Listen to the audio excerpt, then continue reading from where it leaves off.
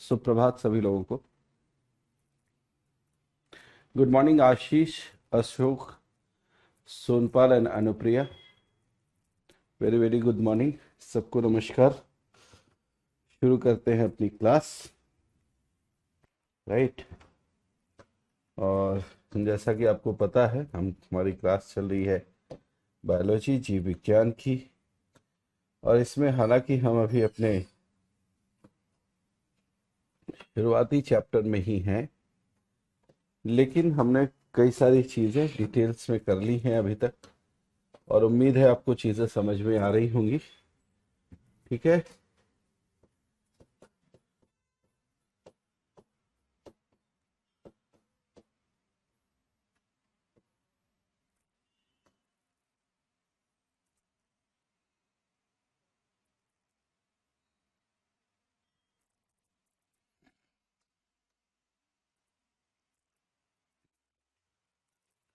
Good morning, good morning, very good morning to all of you.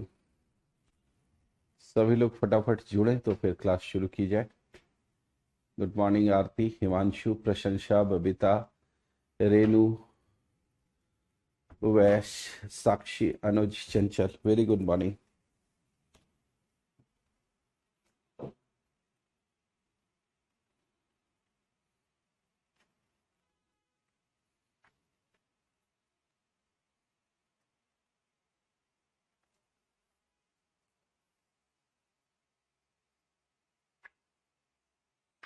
तो class शुरू की जाए।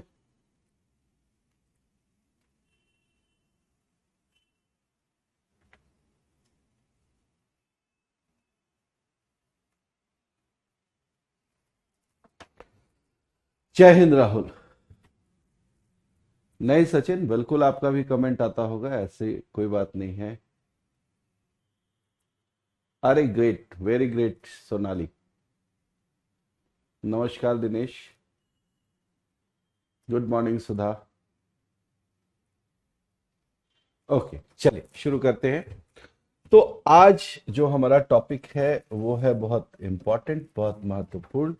और ये है कोशिका का वो वाला हिस्सा जिस हिस्से को हम एक तरीके से कोशिका का ब्रेन कह सकते हैं। ये है केंद्रक, यानी कि न्यूक्लियस। न्यूक्लियस के बारे में मिक्सोफाइट्स बताया था, शैवाल की एक प्रजाति है। मिक्सोफाइट जो है वो शैवाल की एक प्रजाति है।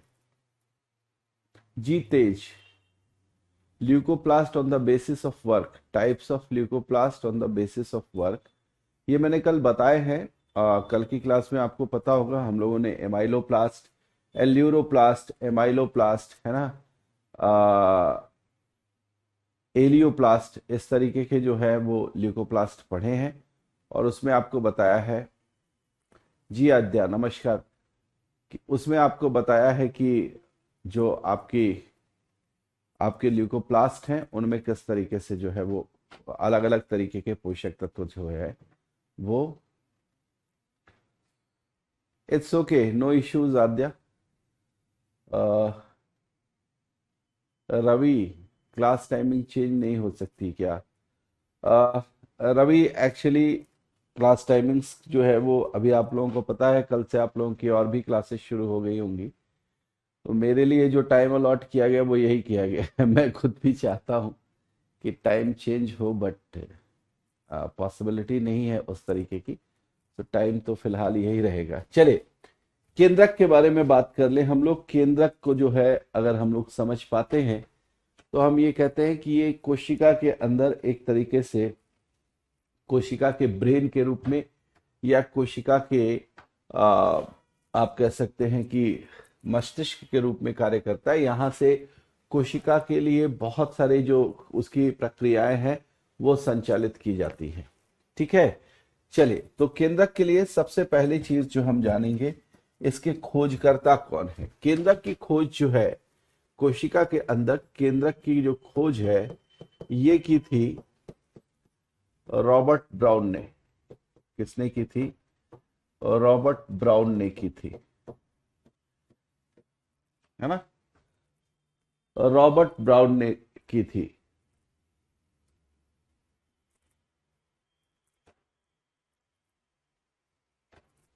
जी दिनेश, इस विषय में जो है ना, मैं भी इस चीज को लेकर थोड़ा चिंतित हूँ। चिंतित का मतलब कि अगर मैं आप लोगों की तरफ से सोचूं तो निश्चित रूप से ये चीज थोड़ी सी सही नहीं लगती कि एक लंबा जो है वो क्लास टाइम हो जाता है और उतने लंबे समय तक मोबाइल फोन या फिर किसी भी ऐसे सिस्टम पर बैठना जो है वो पॉसिबल नहीं हो पाता है।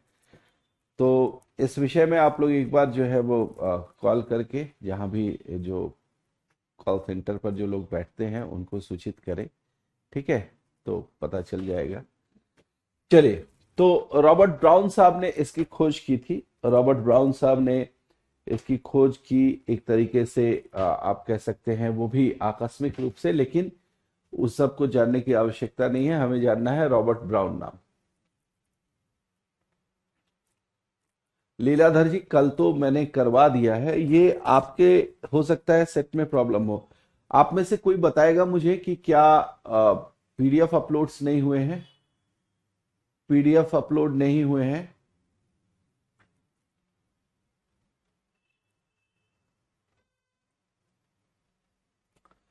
और सौरभ, मैं एक बार बात करूंगा, अगर ये संभव हो पाया तो निश्चित रूप से मैं कोशिश करूंगा कि हो जाए। एक्चुअली यहाँ पर स्टूडियोज में बैक टू बैक क्लासेस होती हैं। मेरे क्लास के ठीक बाद जो है वो क्लास यहाँ पर लगी होती है, तो निश्चित रूप से वो टाइमिंग प्रॉपरली सेट है और इसलिए काफी प्रॉब्लम है उन चीजों में, बट ओके। देखिए, राहुल और लीलाधर बोल रहे हैं कि पीडीएफ अपलोड नहीं हुआ है। बाकी कई लोग बोल रहे हैं कि पीडीएफ अपलोड हुआ है। चंचल भी बोल रही है कि नहीं हुआ है। ओके, मैं एक बार दिखवाता हूँ कि ये आप लोगों के बैच के हिसाब से तो कहीं नहीं है। मैं एक बार दिखवाता हूँ, ठीक है। एक बार मैं चेक करवाता हूँ कि कहाँ पीडीएफ अपलोड्स हुए हैं, कहाँ पीडीएफ अपलोड नहीं हुए। अनुज बता रहे हैं कि 8 के बाद नहीं हुआ है। नायरा शाह बता रहे हैं कि नहीं हुआ है। ओके, चलिए कोई बात नहीं, मैं एक बार चेक करवाता हूँ उसको। ठीक है। केंद्रक की खोज रॉबर्ट ब्राउन साहब ने की थी, और केंद्रक जो है, अगर आप देखेंगे तो मुख्य रूप से किसी भी कोशिका के अंदर एक ऐसा पार्ट होता है, किसी भी कोशिका के अंदर जो है वो एक ऐसा छोटा भाग होता है जिस भाग में आपको विशेष रूप से, है ना, एक, ये मैंने कोशिका नहीं बल्कि केंद्रक बनाया है। अगर हम चाहें तो सबसे पहले कोशिका बनाए, है ना, इस तरीके से एक कोशिका पहले बनाते हैं। ठीक है। और इस कोशिका के अंदर फिर जो है वो हम एक केंद्रक इस तरीके से बना लेते हैं। तो ये जो केंद्रक है ये लगभग कोशिका के मध्य में स्थित होता है। और इसमें अगर हम देखेंगे, है ना, इसमें अगर हम देखें तो यहाँ पर कई सारे पार्ट्स हमें केंद्रक के भी जानने होते हैं। अगर आप इसको थोड़ा सा ध्यान से देखेंगे तो आपको पता चलेगा कि ये जो केंद्रक का सबसे किनारे वाला हिस्सा है जो इस तरीके से आपको दिखाई देता है, इसको जो है वो हम केंद्रक कला, है ना, केंद्रक कला, या फिर आप कह सकते हैं इसको हम न्यूक्लियर मेम्ब्रेन कहते हैं। और न्यूक्लियस के अंदर आपको पता हो कई सारी चीजें हैं। जैसे हम ये कहें कि न्यूक्लियस के अंदर जो है, न्यूक्लियस के अंदर जो है वो इस तरीके से, है ना, इस तरीके से जो है वो कुछ फ्लूइड सा भरा होता है। ठीक है, ऐसे कुछ करके कुछ फ्लूइड सा भरा होता है। इस फ्लूइड को हम क्या बोल सकते हैं? इस फ्लूइड को हम बोल सकते हैं न्यूक्लियोप्लाज्म। आपको याद होगा जब हम लोगों ने जीव द्रव्य पढ़ा था तो वहां मैंने बताया था कि जीव द्रव्य दो चीजों से मिलकर बनता है ना। एक तो साइटोप्लाज्म यानी कि कोशिका द्रव्य, दूसरा न्यूक्लियोप्लाज्म यानी कि केंद्रक द्रव्य। तो अगर मैं इस न्यूक्लियस को ऐसे दिखा रहा हूं तो इसका मतलब ये हुआ कि इसके अंदर ये जो फ्लूइड भरा हुआ आपको दिख रहा है, ये फ्लूइड वास्तविकता में क्या है, ये जो फ्लूइड है ना, ये जो फ्लूइड है इसको हम बोलेंगे कि ये जो फ्लूइड है इसको हम बोलेंगे कि ये केंद्रक द्रव्य है। क्या है? केंद्रक द्रव्य है। जब कोई भी कोशिका विभाजित अवस्था में नहीं होती है, कोई भी कोशिका विभाजित अवस्था में नहीं होती है, तो इस कोशिका के अंदर आपको इस तरीके से कुछ धागे नुमा संरचना मिलेगी। ठीक है, ये कुछ धागे नुमा संरचना इस तरीके से फैली हुई मिलेगी। कब? जब कोशिका विभाजित नहीं हो रही होती है। तो जब कोशिका विभाजित नहीं हो रही होती है उस समय ये जो धागे नुमा संरचना आपको दिखाई दे रही है, ठीक है, इसको क्या बोलते हैं? इसको बोलते हैं क्रोमेटिन थ्रेड। इसको बोलते हैं क्रोमैटिन थ्रेड या क्रोमैटिन धागे। ठीक है, इसको बोलते हैं क्रोमैटिन थ्रेड या क्रोमैटिन धागे। ठीक है, तो ये तीन चीज जो है वो मुख्य रूप से आपको नजर आएगी। और एक छोटा सा पार्ट और यहां पर हम ऐड कर सकते हैं, और वो छोटा सा पार्ट कौन सा है? ठीक है, तो इस तरीके से एक छोटा पार्ट हम यहाँ गोला सा ऐड करते हैं। ठीक है, ये गोला मैंने ऐड कर दिया, इस तरीके से आपको दिखाई देना चाहिए। और ये जो गोला है, ये है ना, ये जो गोला आपको दिखाई दे रहा है इसको हम बोलेंगे केंद्रिका। क्या बोलेंगे? इसको हम बोलेंगे केंद्रिका।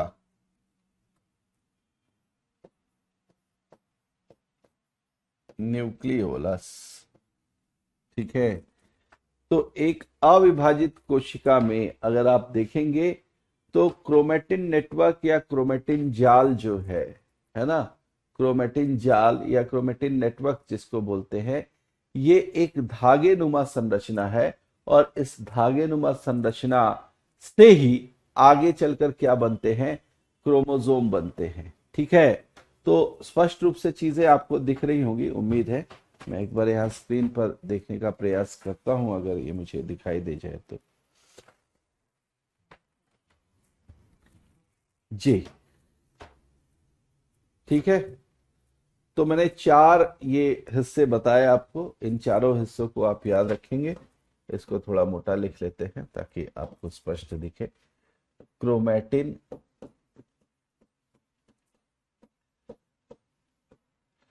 जाल, इसको क्रोमैटिन नेटवर्क बोलते हैं।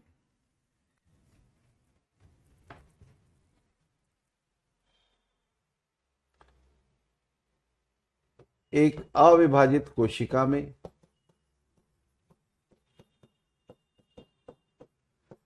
एक अविभाजित कोशिका में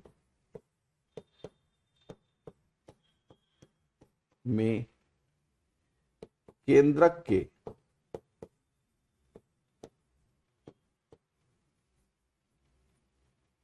चार भाग होते हैं। ये चार प्रमुख भाग होते हैं। ठीक है, कौन कौन से? एक तो होगा केंद्रक कला। केंद्रक कला, इसको हम बोलते हैं न्यूक्लियर मेम्ब्रेन। इसको क्या बोलते हैं? न्यूक्लियर मेम्ब्रेन बोलते हैं। दूसरा होता है केंद्रक द्रव्य, इसको हम बोलते हैं न्यूक्लियोप्लाज्म। न्यूक्लियोप्लाज्म। तीसरा जो होगा इसको हम बोलते हैं केंद्रिका। केंद्रिका, इसको हम बोलते हैं न्यूक्लियोलस। और चौथा जो है इसको हम बोलते हैं क्रोमैटिन जाल, जिससे गुणसूत्र बनेगा, क्रोमोसोम बनेगा। इसको हम बोलेंगे क्रोमैटिन नेटवर्क।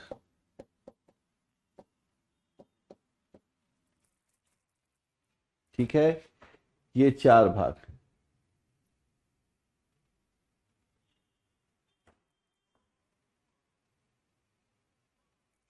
जी, कुछ ऐसी कोशिकाएं निश्चित रूप से होती हैं, कुछ ऐसी कोशिकाएं निश्चित रूप से मिलेंगी आपको जहां पर आप एक से ज्यादा न्यूक्लियस भी पा सकते हैं, बट सामान्यतः एक कोशिका के अंदर एक ही न्यूक्लियस जो है वो मिलता है।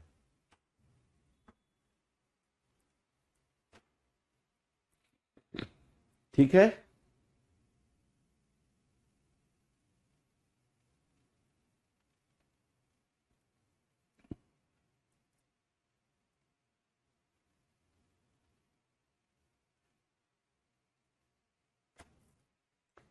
ठीक है जी। अब आइए एक एक करके सबकी बात कर लेते हैं। सबसे बात हम करते हैं सबसे पहले केंद्रक कला की। ठीक है, केंद्रक कला यानी कि न्यूक्लियर मेम्ब्रेन। न्यूक्लियर मेम्ब्रेन जो है यह भी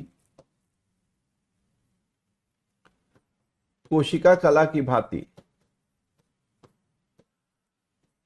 कोशिका कला की भांति यह भी लाइपोप्रोटीन की बनी होती है। लाइपोप्रोटीन की बनी होती है। ठीक है, इसके अलावा यह भी एक अर्धपारगम्य झिल्ली होती है। अर्धपारगम्य, आपको बताया था अर्धपारगम्य का मतलब होता है कि एक ऐसी झिल्ली जिससे सेलेक्टिव मैटर ही पार हो सकता है, अर्धपारगम्य झिल्ली होती है। ठीक है, कैसी झिल्ली होती है? अर्धपारगम्य झिल्ली होती है।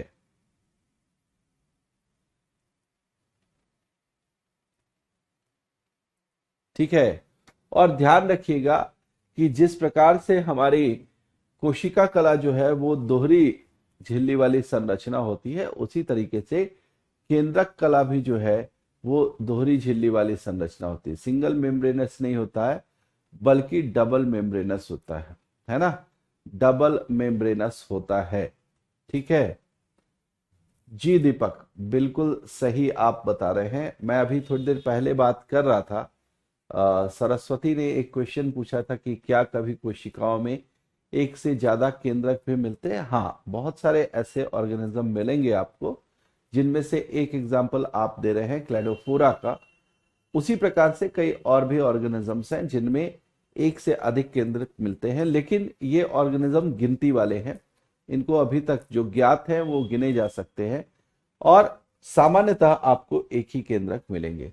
लाइपोप्रोटीन की बनी संरचना होती है। इस लाइपोप्रोटीन की बनी संरचना में आपको कई सारे, आप कह सकते हैं कि छोटे छोटे छिद्र मिलते हैं, जिनको आप जो है वो केंद्रक कला के छिद्र बोल सकते हैं या केंद्रक छिद्र बोल सकते हैं। इन्हीं छिद्रों से होकर केंद्रक और साइटोप्लाज्म के बीच, है ना, वो क्या होता है, पदार्थों का एक्सचेंज होता है न्यूक्लियोप्लाज्म और साइटोप्लाज्म के बीच। ठीक है, इस झिल्ली इस झिल्ली से होकर ही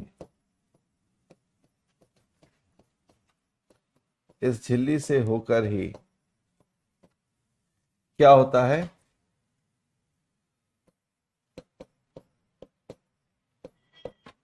केंद्रक द्रव्य केंद्रक द्रव्य एवं कोशिका द्रव्य, केंद्रक द्रव्य एवं कोशिका द्रव्य के बीच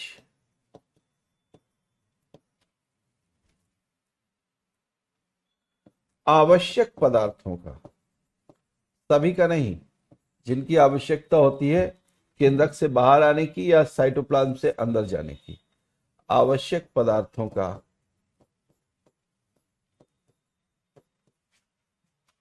आवागमन।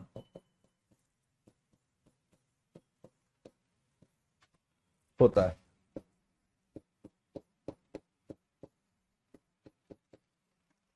ठीक है, इनसे ही होकर आवागमन होता है। किसका?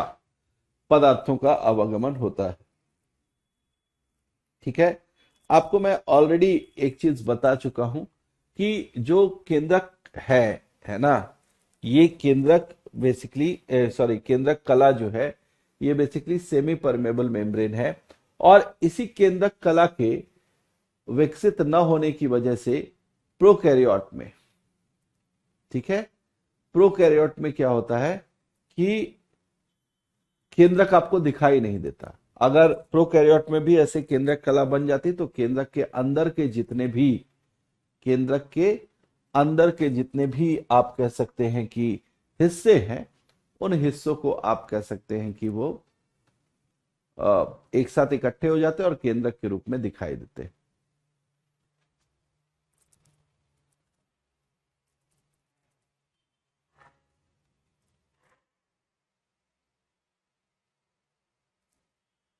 ठीक है, चलिए, ये चीज आपको समझ में आ गई। अब यहां पर देखिए, केंद्रक दोहरी झिल्ली वाली संरचना। There is a question from Shivangi, what is the difference between organs and organelles? Shivangi, it is just a case in which you can see that the size of organ is larger than that of organelles, right? जब आप किसी भी organ या अंग की बात करते हैं, और यहां पर भी अंग ही आप बोलते हैं ना, कोशिकांग बोलते हैं, मतलब कोशिका के अंग। So we are using the term organelles because in size it is very minute, not only minute, it can't be seen with naked eye, right? नग्न आंखों से आप नहीं देख सकते इसको। that's why it is called, it has been given the name organelles rather than organ. got it? सो केंद्रक झिल्ली की बाहरी परत जो है वो एंडोप्लाज्मिक रेटिकुलम से जुड़ी होती है। दीपक ने सूचना दी, ये तो हमने पीछे भी कोशिका का जब चित्र बनाया था, निश्चित रूप से वहां पर ये बनाया था। बहुत सही बात है कि दोहरी झिल्ली वाली संरचना होती है, बाहरी झिल्ली जो है उससे एंडोप्लाज्मिक रेटिकुलम जुड़ा होता है, और आंतरिक झिल्ली है उससे जो बाकी के केंद्रक के अंदर के जो पदार्थ है वो होते हैं, ठीक है, right. Okay, then come to nucleoplasm. केंद्रक द्रव्य की बात करते हैं। केंद्रक द्रव्य कैसा होता है इसको जरा हम ध्यान में रखते हैं, ठीक है।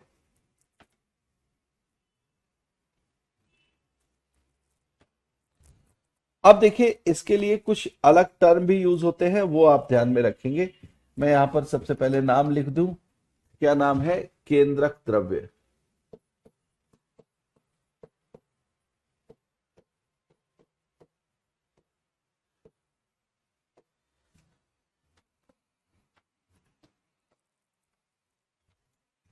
इसे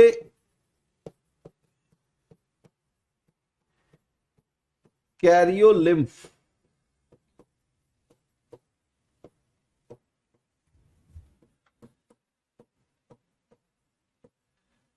इसे कैरियोलिम्फ भी कहा जाता है। इसे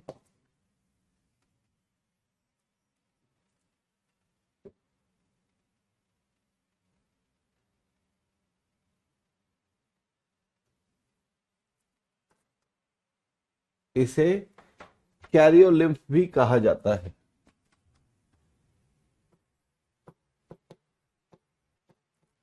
आपको बताया था कैरियन का मतलब न्यूक्लियस होता है, और लिम्फ का मतलब यहां फ्लूइड से होता है। तो ऐसे ऐसे तरल पदार्थ जो कि केंद्रक के अंदर पाए जाते हैं, ऐसे तरल पदार्थों को जो है, जी सुमित, बिल्कुल सही कह रहे हैं आप। और ऐसे तरल पदार्थों को क्या बोलते हैं? कैरियोलिम्फ बोलते हैं, या केंद्रक रस भी कहा जा सकता है, या आप उसको जो है, वो सामान्य रूप से केंद्रक द्रव्य या न्यूक्लियोप्लाज्म भी कह सकते हैं, ठीक है। यह न्यूक्लियो प्रोटीन का बना,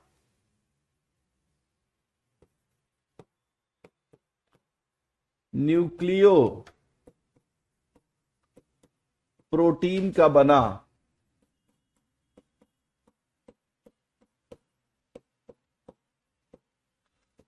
बना एक गाढ़ा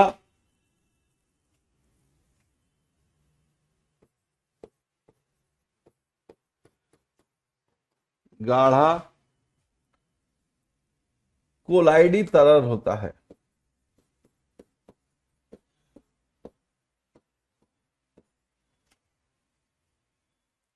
गाढ़ा, इसके पहले, कोलाइडी के पहले लिख लेंगे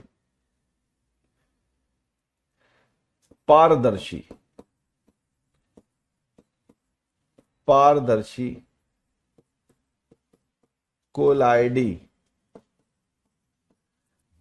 तरल होता है। इसमें से जो शब्द आपको नहीं समझ में आया होगा कुछ लोगों को, वो है कोलाइडी क्या होता है।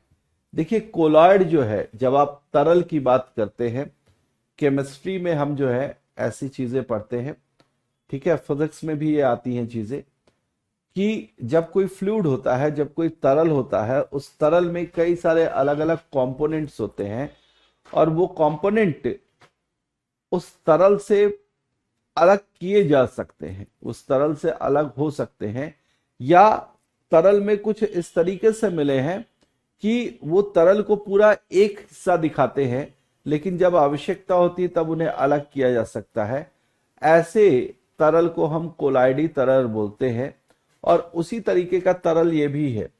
अगर सामान्य जीवन में उपयोग में आने वाली किसी चीज में हम कहते हैं कि ये कौन सा ऐसा तरल है जिसको आप कोलाइडी तरल बोल सकते हैं, कोलाइडल फ्लूइड बोल सकते हैं, तो वहां पर हमारे पास नाम आता है किसका? दूध का, मिल्क का। मिल्क जो है वो कोलॉइड होता है। क्या होता है? कोलॉइड होता है, ये ध्यान रखेंगे, ठीक है। तो इसी तरीके से न्यूक्लियोप्रोटीन, और सबसे महत्वपूर्ण क्या है कि ये पारदर्शी होता है। ये क्या होता है? ये पारदर्शी होता है, ये ट्रांसपेरेंट होता है। ये इसकी बहुत बड़ी विशेषता है जो कि आपको ध्यान में रखना होता है, ठीक है। इसमें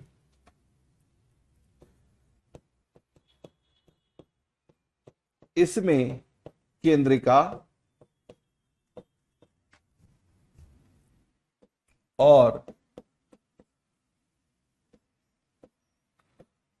क्रोमैटिन धागे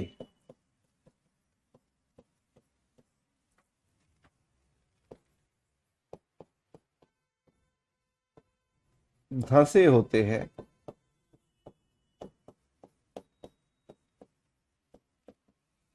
एवं साथ ही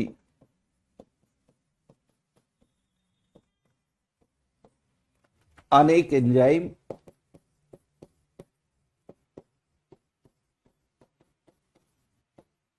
अनेक एंजाइम खनिज लवण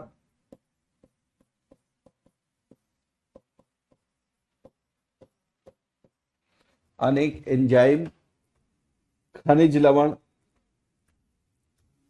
आरएनए,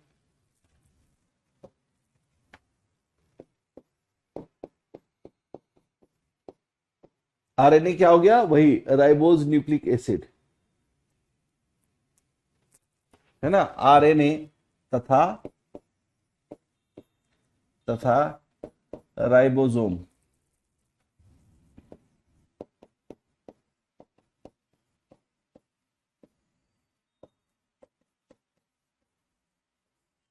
आदि उपस्थित होते हैं।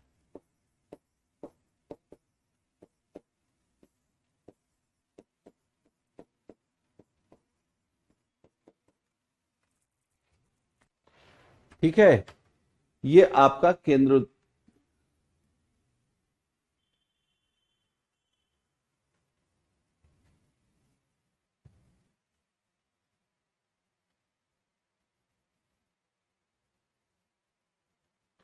जी चंचल, कोलॉइड जो है, मैं बताना चाह रहा था आपको, जैसे कोलॉइड जो है वो एक तरीके का तरल है। मैं आपको इस तरीके से यहां अगर दिखा पाऊं तो शायद आप बेहतर तरीके से समझ पाएंगे। एक मिनट।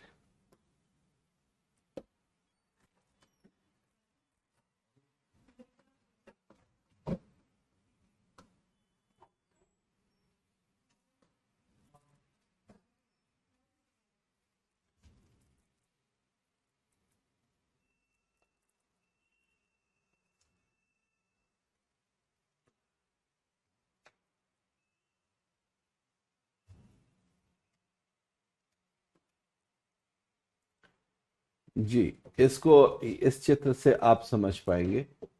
मैं इस चित्र को आपको दिखाता हूं।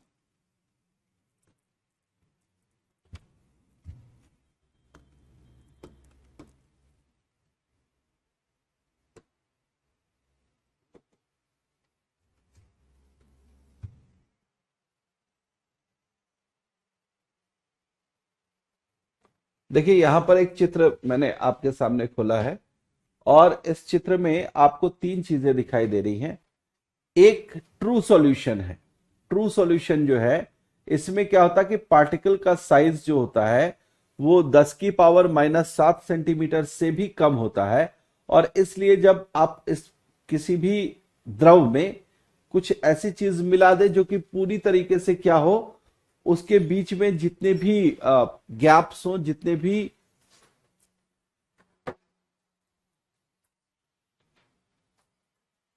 जी सुमित, जी सुमित, बिल्कुल ठीक है।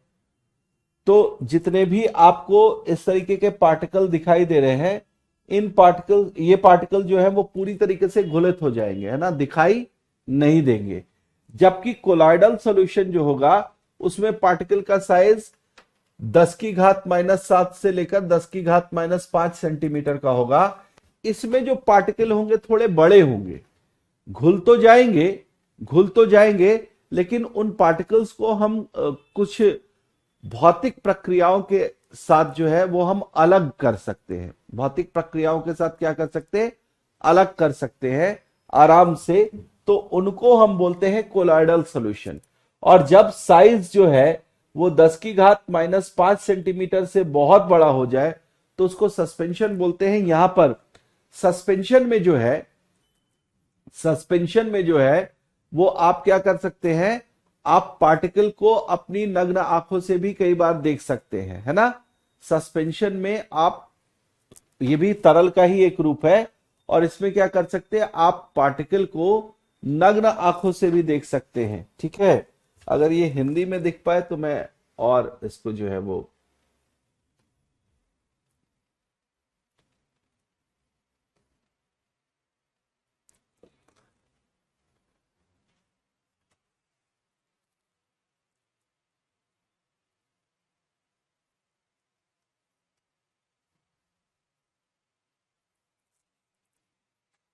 ये देखिए, जहां यहां पर आपको दिखाई दे रहा है कि कॉमन एग्जाम्पल ऑफ कोलॉइड्स क्या क्या हो सकते हैं, है ना। कॉमन एग्जाम्पल ऑफ कोलॉइड्स जो है वो क्या क्या हो सकते हैं। ये यहां पर जैसे मिल्क है,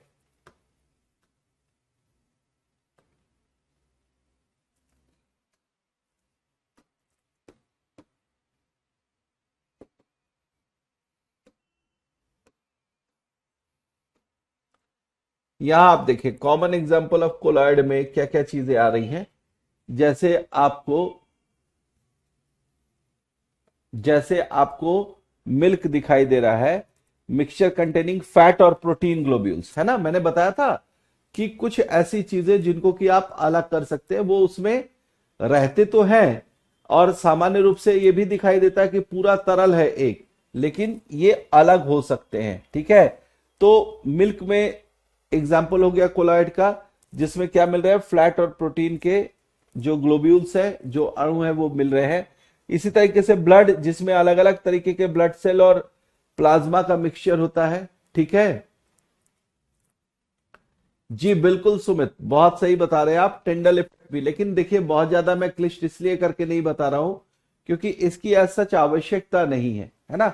आपको याद रखना था कि वो कोलाइडल है। आइसक्रीम जो है, जिसमें फ्लैट ग्लोब्यूल्स होते हैं, आइस के क्रिस्टल्स होते हैं, है ना, बबल्स होते हैं, तो इसको भी आप क्या बोल सकते हैं, एक तरीके का कोलॉइड बोल सकते हैं। तो जहां पर भी कोलॉइड ऐसा तरल होगा जिसके अंदर पाए जाने वाले जो कंपोनेंट्स होंगे, वो कंपोनेंट्स थोड़े, जो एकदम सॉल्यूशन आपका ट्रू सॉल्यूशन होता है उससे थोड़ा सा बड़े साइज के होंगे। ठीक है, जैसे पानी में जब आप नमक घोलते हैं तो नमक जो है वो पूरी तरीके से पानी में घुल जाता है और एकदम दिखाई नहीं देता। तो वहां पर क्या है, ट्रू सॉल्यूशन है, वहां पर क्या है, वो ट्रू सॉल्यूशन है। लेकिन जब आपको पार्टिकल, जैसे दूध है ना, दूध को आप जोर से हिला दीजिए, और तो हिलाएंगे तो क्या हो जाएगा कि उसका जो फैट ग्लोब्यूल है वो ऊपर चला आता है, फैट वाला हिस्सा जो है वो ऊपर चला आता है। तो जब भी इस तरीके की चीज हो तो आप बोलेंगे, जब भी इस तरीके की चीज हो तो आप उसे बोलेंगे कि ये क्या है, तो आप उसे बोलेंगे कि ये कोलॉइड है। ठीक है। तो केंद्रक द्रव्य भी एक तरीके का कोलॉइडल सॉल्यूशन होता है, केंद्रक द्रव्य भी एक तरीके का कोलॉइडल सॉल्यूशन होता है।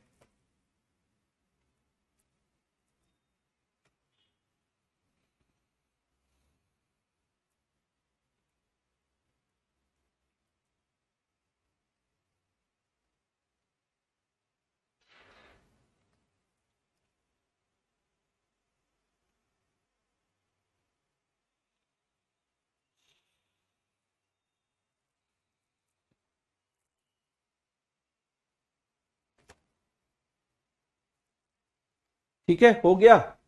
आगे आऊं नेक्स्ट पेज पर।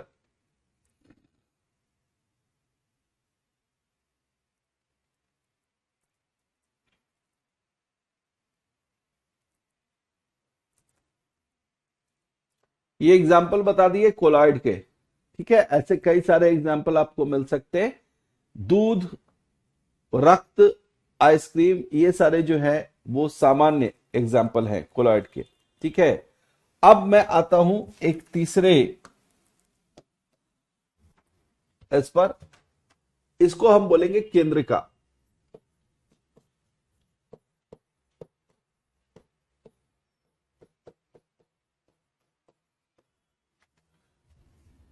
न्यूक्लियोलस। ठीक है।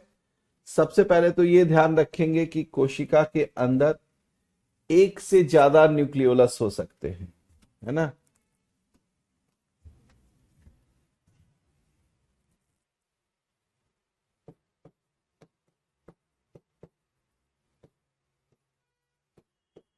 केंद्रक के अंदर बिना झिल्ली वाली,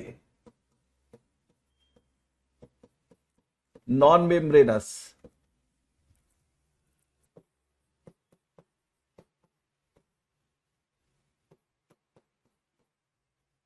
नॉन मेम्ब्रेनस यानी इसका मेम्ब्रेन नहीं होता, बिना झिल्ली वाली छोटी गोलाकार संरचना,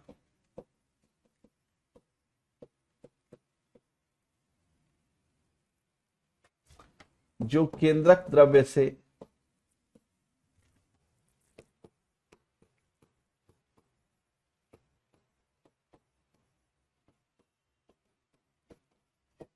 सीधे संपर्क में रहती है। निश्चित रूप से जब कोई मेम्ब्रेन नहीं होगा, जब कोई मेम्ब्रेन नहीं होगा तो फिर क्या होगा,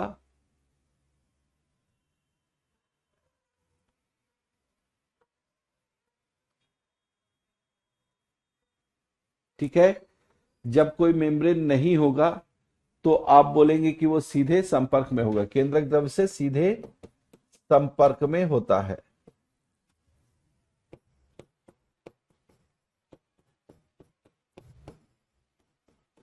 यह प्रोटीन जो कि सर्वाधिक इसमें होता है 85%, डीएनए जो कि इसमें मिलेगा कितना, ऑलमोस्ट ऑलमोस्ट ये मिलता है 10%, 5%। डीएनए जो होता है वो 5% होता है, तथा आरएनए, हम ऐसा करते हैं पहले आरएनए लिख लेते हैं क्योंकि ये थोड़ा सा सीक्वेंस में आ जाएगा, आपको भी याद करने में आसानी रहेगी। 10% तथा डीएनए 5% से मिलकर बना होता है।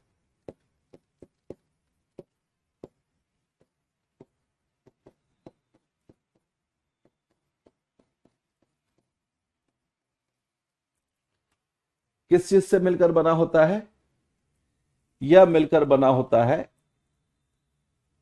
प्रोटीन। डीएनए और आरएनए से मिलकर बना होता है। ध्यान रखेंगे कि आरएनए जो है वो इसमें 10% है, डीएनए जो है वो इसमें 5% है। ठीक है, जहां तक बात है इसमें भी आप खोजकर्ता एक तरीके से इनका जो है वो नाम लिख सकते हैं। ठीक है, दो नाम इसमें आएंगे। एक तो खोजकर्ता की बात करें, खोजा किसने था, तो केंद्रक के अंदर जो खोजकर्ता थे केंद्रिका के, इनका नाम था फोंटाना। लेकिन फोंटाना ने केंद्रिका नाम दिया नहीं था। ठीक है, सर्वप्रथम नाम किसने दिया,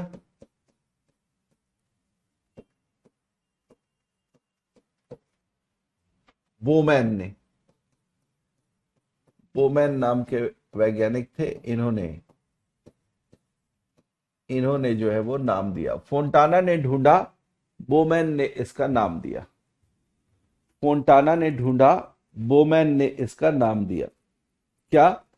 केंद्रिका।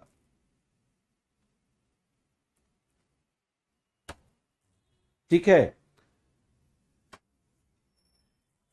जी, अभी पीछे कर देता हूं। ठीक है, सो खोजकर्ता फोंटाना सर्वप्रथम, और निश्चित रूप से जब केंद्रक ही नहीं होता, कहा केंद्रक नहीं होता प्रोकैरियोटिक कोशिकाओं में, तो वहां पर केंद्रिका नहीं मिलती है।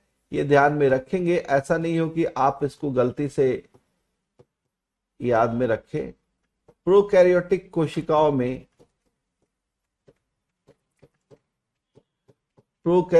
कोशिकाओं में केंद्रिका नहीं पाई जाती।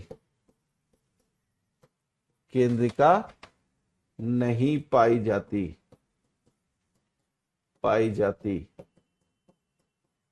जबकि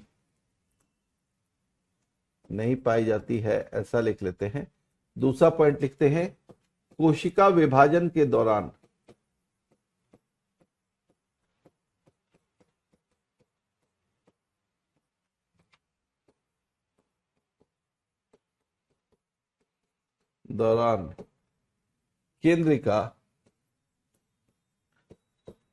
केंद्रिका अदृश्य हो जाती है।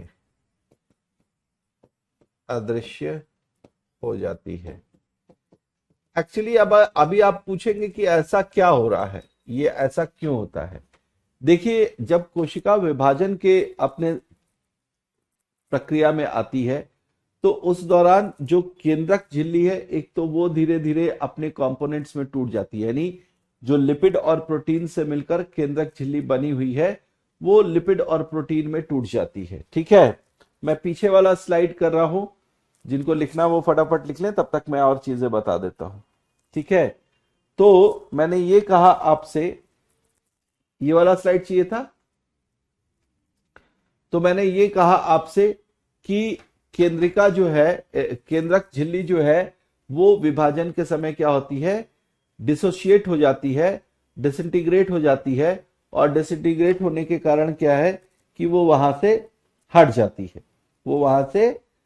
जाती है। और केंद्रक के अंदर के जितनी भी चीजें होती हैं, केंद्रक के अंदर क्या होता है, केंद्रक के अंदर होता है केंद्रिका, केंद्रक के अंदर होता है केंद्रक द्रव्य, तो ये सारे जो है वो केंद्रक से बाहर हो जाते हैं। ठीक है, यानी केंद्रक द्रव्य जो है वो साइटोप्लाज्म के साथ मिक्स हो जाता है, मिल जाता है।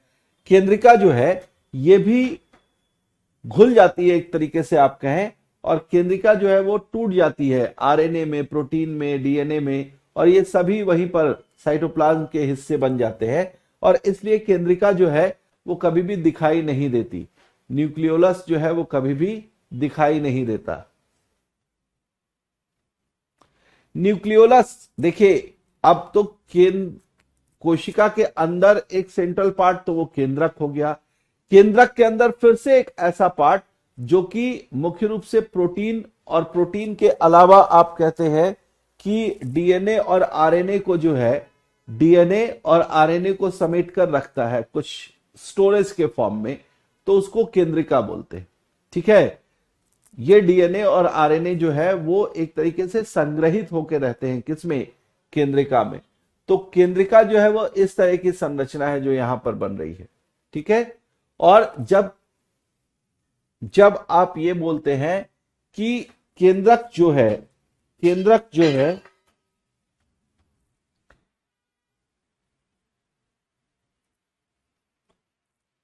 राइबोसोम जो होता है वो इसके जो केंद्रक द्रव्य होता है उसी में होता है, ठीक है। राइबोसोम जो होता है वो केंद्रक द्रव्य में ही पाया जाता है, केंद्रक द्रव्य जो होगा उसी में पाया जाएगा।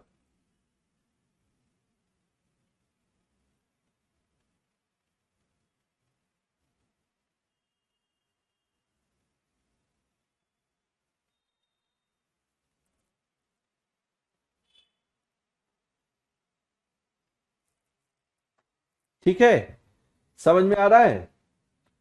तो ये चीजें जो है वो बना रहे हैं। अब इसमें से केंद्रिका के कार्य हम एक बार समझ लें कि केंद्रिका का कार्य क्या है। केंद्रिका का मुख्य कार्य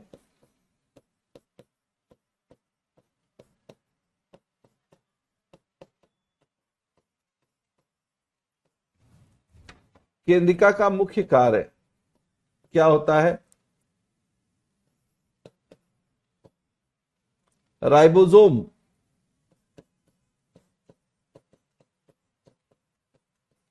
की उप इकाइयों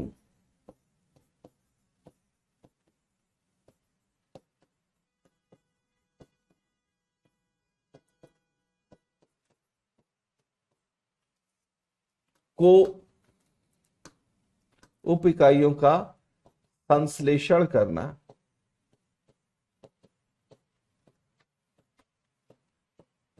संश्लेषण करना तथा उन्हें एक साथ जोड़ना। तो एक तरीके से आप कह सकते हैं कि राइबोसोम के निर्माण में इसका मुख्य योगदान होता है।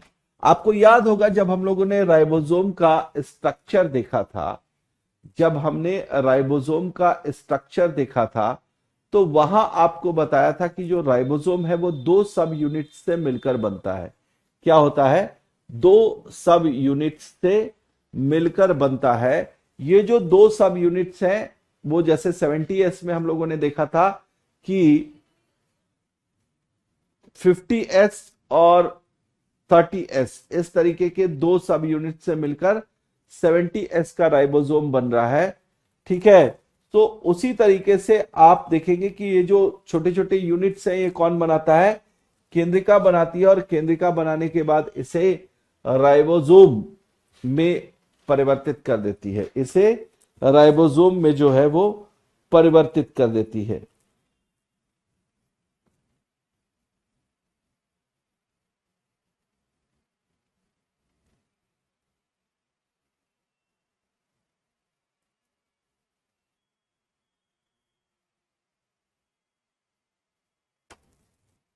ठीक है, तो राइबोसोम का निर्माण करना, राइबोसोम का निर्माण कहां होता है, न्यूक्लियोलस के द्वारा होता है। राइबोसोम का निर्माण न्यूक्लियोलस यानी केंद्रिका के द्वारा होता है। राइबोसोम का निर्माण केंद्रिका के द्वारा होता है।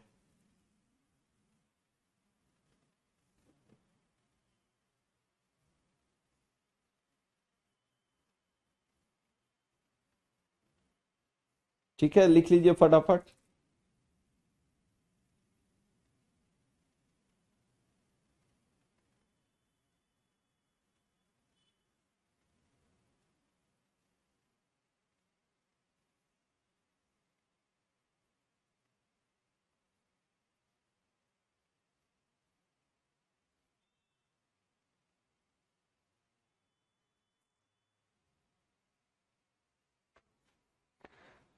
मैंने बताया कि ये जो राइबोसोम होते हैं ना ये दो इकाइयों से मिलकर बनते हैं। आपको बताया था कल की क्लास में, पीछे राइबोसोम जब पढ़ रहे थे हम, तो वहां बताया था कि एक यूनिट जो है छोटा, एक यूनिट जो है वो बड़ा, और इन दोनों को मिलाकर पूरा राइबोसोम बन रहा है।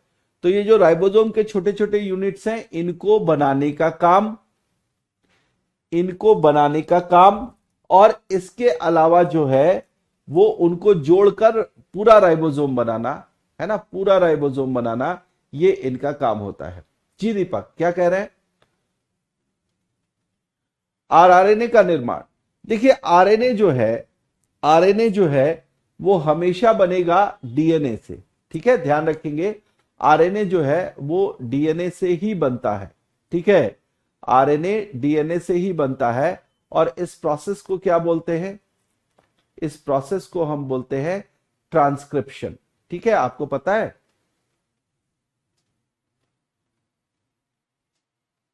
ठीक है, आपको पता है ना कि, जी सुमित, बिल्कुल बिल्कुल। तो इस तरीके से जो है वो आप क्या कर सकते हैं, इस तरीके से जो है वो आप राइबोसोम को जो है वो देख सकते हैं कि यहां बन रहा है, आरआरएनए वहां पर नहीं बनेगा, ठीक है। राइबोसोमल आरएनए जो है, राइबोसोमल आरएनए जो है ये मुख्य रूप से प्रोटीन के निर्माण में सहायक होता है, ठीक है, राइबोसोमल आरएनए। लेकिन लेकिन ध्यान ये रखेंगे कि जो राइबोसोम है वो पहले बन जाता है उसके बाद। देखिए डीएनए एक तरीके का न्यूक्लियो प्रोटीन है, डीएनए एक तरीके का न्यूक्लिक एसिड है, कहेंगे न्यूक्लिक एसिड है, न्यूक्लिक अम्ल है, जो कि अलग अलग तरीके के पदार्थों के संयोजन से मिलता है। इसमें कुछ नाइट्रोजिनस बेस जिसको कि आप बोलते हैं नाइट्रोजिनस का बेस का,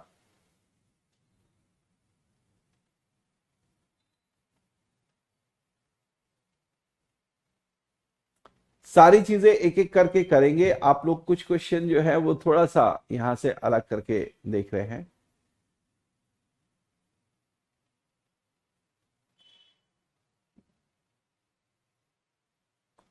नहीं, आरआरएनए जो है, आरएनए हमेशा जो है वो डीएनए से ही बनेगा, ये मैंने स्पष्ट किया आपको कि वो जो है यहां पर बनेगा। राइबोसोम का निर्माण जो है वो इसका मुख्य कार्य है, ठीक है दीपक, क्लियर रखेंगे।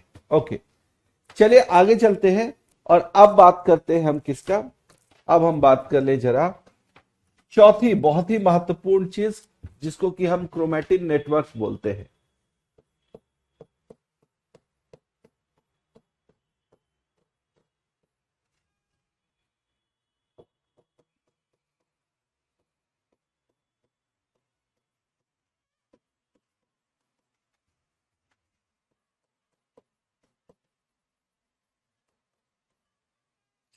क्रोमैटिन नेटवर्क या क्रोमैटिन जाल,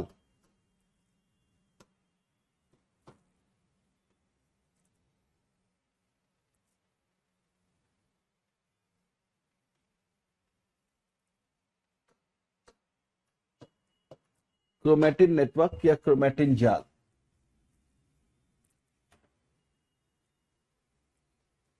जी बहुत लोगों के क्वेश्चन आए हैं।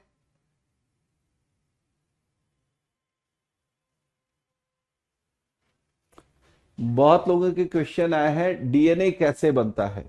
डीएनए बनने के लिए नाइट्रोजिनस बेसिस यानी कि नाइट्रोजन के जो क्षार होते हैं उनके साथ शुगर और फॉस्फेट, है ना, पेंटोस शुगर और फॉस्फेट, ये सारी चीजें जब असेंबल होती है तो उनसे डीएनए बनता है। ये पूरा स्ट्रक्चर मैं जब डीएनए आपको पढ़ाऊंगा तो वहां पर आपको समझाऊंगा कि किस तरीके से डीएनए बन रहा है। लेकिन यहां पर पहले हम क्रोमैटिन जाल समझते हैं कि ये क्या है।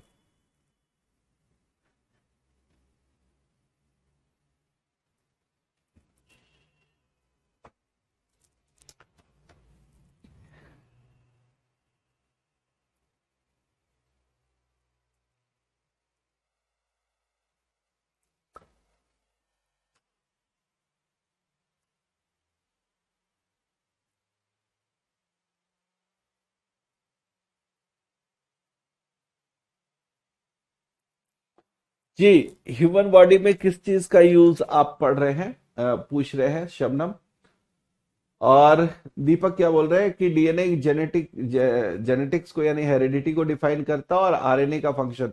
देखिए एक चीज आपको बताऊं, ये द ह्यूमन बॉडी बहुत कॉम्प्लेक्स स्ट्रक्चर है और आपके बॉडी के अंदर जो भी जितने भी तरीके के प्रोसेसेस होते हैं, इसको एकदम ध्यान में रखिएगा और तभी आप चीजों को कनेक्ट कर पाएंगे। हमारी बॉडी के अंदर जितने भी फंक्शंस हैं, जो भी चीजें चल रही हैं, इसमें अलग अलग तरीके के प्रोटीन और एंजाइम का सबसे महत्वपूर्ण रोल होता है। सबसे महत्वपूर्ण रोल होता है जी शबनम। डीएनए का जो रोल होता है, डीएनए जो है वो हमारे आनुवांशिक गुणों को कैरी करने वाले, है ना, आनुवांशिक गुणों को निर्धारित करने वाले एक विशेष अणु होते हैं। ठीक है, ये मैं डीएनए के साथ सारी चीजें आपको क्लियर करूंगा। अभी आप लोग मतलब थोड़ा सा पेशेंस रखिए। ठीक है, ओके।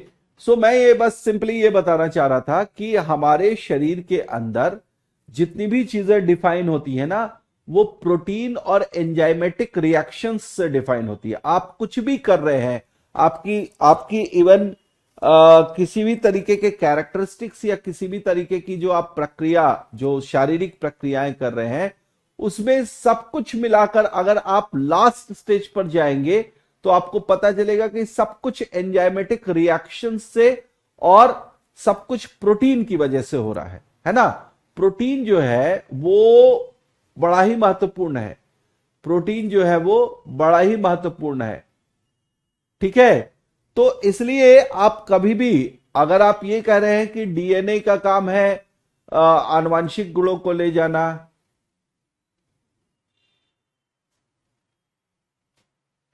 ठीक है,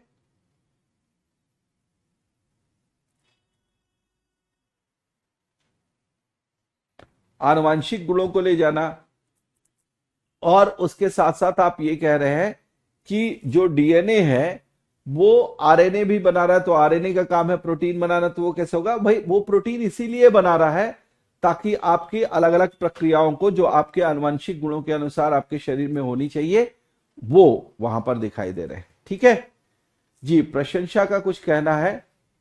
प्रशंसा को, अच्छा जी, ठीक है। तो आपको जो चीजें समझ में नहीं आ रही हैं प्रशंसा, एक बार आप प्रश्न कर सकती हैं, आप प्रश्न वहां से करें। अगर आपको कोई चीज समझ में नहीं आ रही है तो निश्चित रूप से मैं आंसर करूंगा। बाकी चीजें जो है वो चल रही हैं यहाँ पर। मैं कोशिश तो ये कर रहा हूं कि चीजों को आपको बहुत ही सरल ढंग से बताने का प्रयास करूं। अगर इसके बावजूद भी नहीं समझ में आ रहा तो एक बार आप पूछ ले जो क्या नहीं समझ में आ रहा है। ठीक है, चलिए, क्रोमेटिन नेटवर्क। ठीक है, वास्तविकता में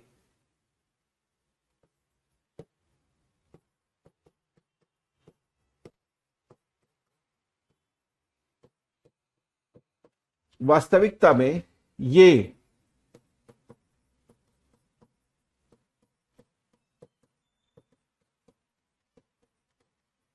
अलग अलग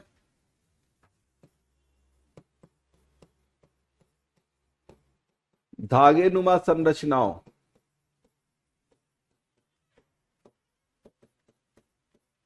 अलग अलग धागे नुमा संरचनाओं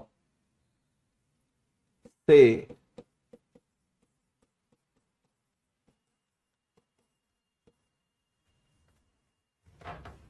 मिलकर बना मिलकर बनी संरचना होती है।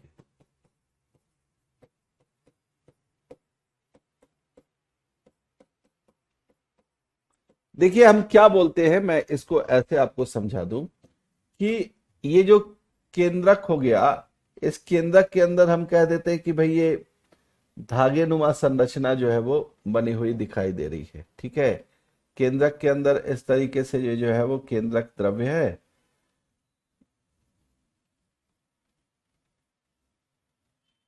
नहीं, ये केंद्रक द्रव्य है।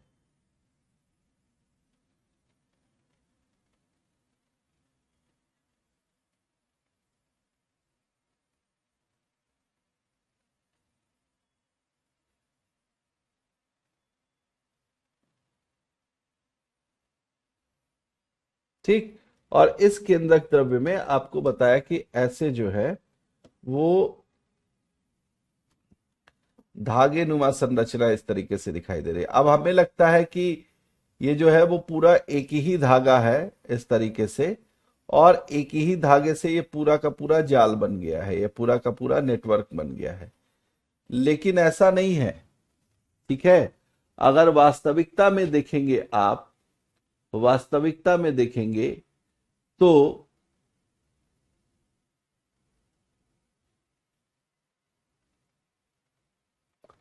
नए दुर्गेश, आप बताएं, आपका कौन सा कमेंट नहीं देख पाया मैं।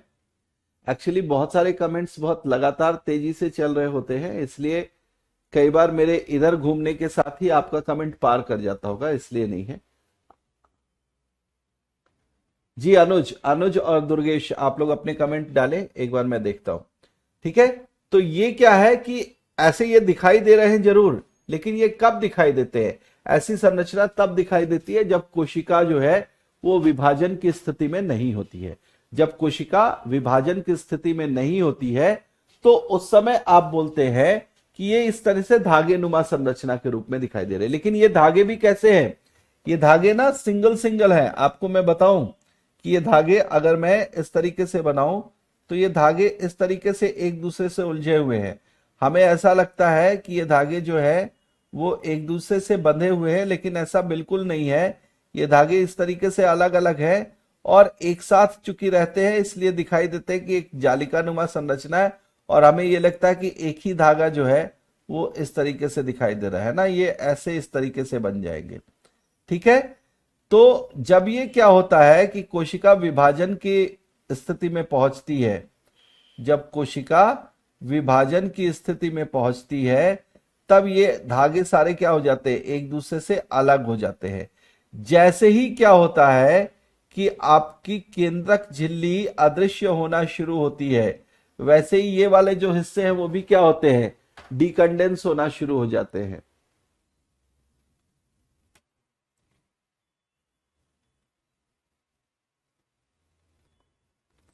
जी सरस्वती, अभी आ रहा हूं, बस अभी आ रहा हूं उसी पॉइंट पर जो आप पूछ रहे हैं।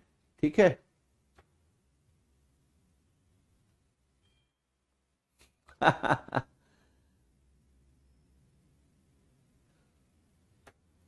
उपचार नोटोकार्ड, पुनरुद्भवन नोटोकार्ड क्या है? अच्छा, नोटोकार्ड अभी आएंगे भाई। अनुज, आप थोड़ा सा इसको, आप बहुत पहले पूछ रहे हैं चीजों को। अगर अभी मैं इतना ओपन करके यहां पर करूं तो इनको जो है वो अभी मैं नोटोकॉर्ड जब बताऊंगा तो वहां स्पष्ट रूप से बता दूंगा। ठीक है। तो इस तरीके से क्रोमेटिन जाल जो है वो बन गया। अब हम देखिए करते क्या है, हम इसको जो है वो इस तरीके से अगर देखें तो इस संरचना ये बनी कैसे है। ठीक है। तो आप इसमें यहां पर लिख सकते हैं कि जो क्रोमेटिन जाल है वो कोशिका विभाजन के समय, ठीक है,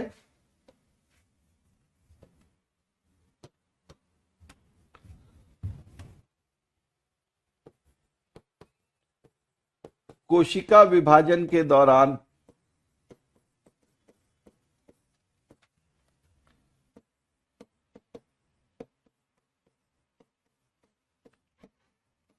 ये धागे नुमा संरचनाएं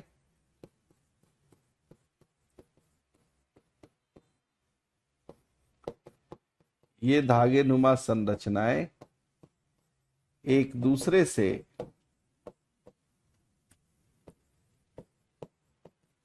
एक दूसरे से अलग हो जाती हैं, एक दूसरे से अलग हो जाती हैं और और पंक्ति में, यानी लाइन में है ना, पंक्ति में व्यवस्थित हो जाती है, व्यवस्थित हो जाती हैं एवं संघनित होकर और संघनित होकर संघनित होकर क्या बनाती हैं? गुणसूत्रों में परिवर्तित हो जाती है, गुणसूत्रों में परिवर्तित हो जाती है।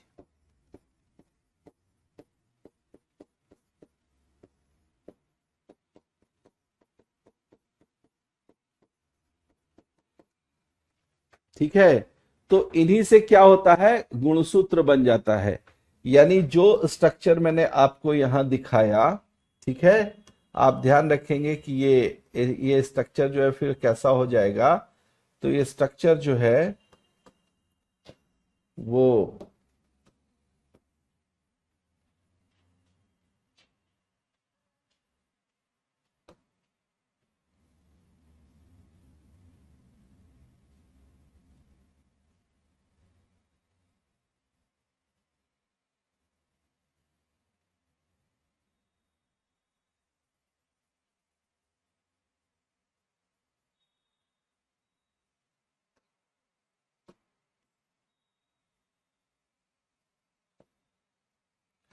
इस तरीके से सारे अरेंज हो जाएंगे, है ना। कोशिका जब विभाजन की स्थिति में आएगी तो इस तरीके से सारे जो है वो अरेंज होना शुरू होंगे। और धीरे धीरे ये जो हिस्सा है ये क्या हो जाएगा, ये तो हट जाएगा। तो ये सारे जो है वो क्रोमोसोम में परिवर्तित हो जाएंगे। किस में परिवर्तित हो जाएंगे, क्रोमोसोम यानी गुणसूत्र में परिवर्तित हो जाएंगे। यानी कि जिनको आप क्रोमेटिन नेटवर्क बोल रहे हैं वो वाकई में क्या है, क्रोमोसोम है ना। वो वाकई में क्या है, क्रोमोसोम है। और ये क्रोमोसोम जो है वो तभी दिखाई देते हैं जब कोशिका विभाजन की स्थिति में आती है।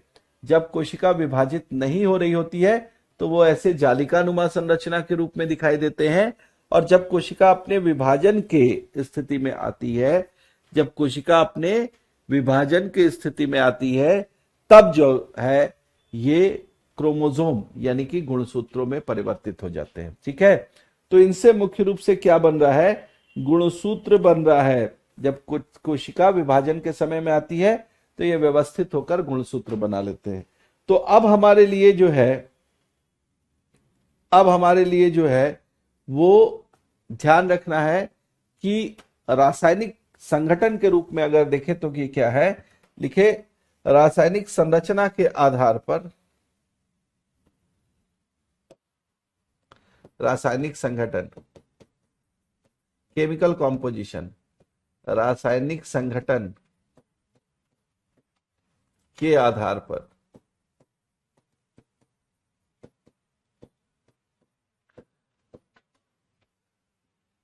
ये न्यूक्लियो प्रोटीन होते हैं। ये न्यूक्लियो प्रोटीन होते हैं।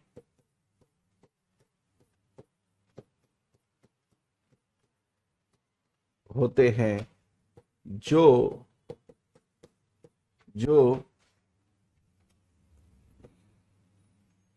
या जो की जगह अर्थात लिख दें तो ज्यादा बेहतर है ना। अर्थात न्यूक्लिक एसिड, न्यूक्लिक अम्ल एवं न्यूक्लिक अम्ल एवं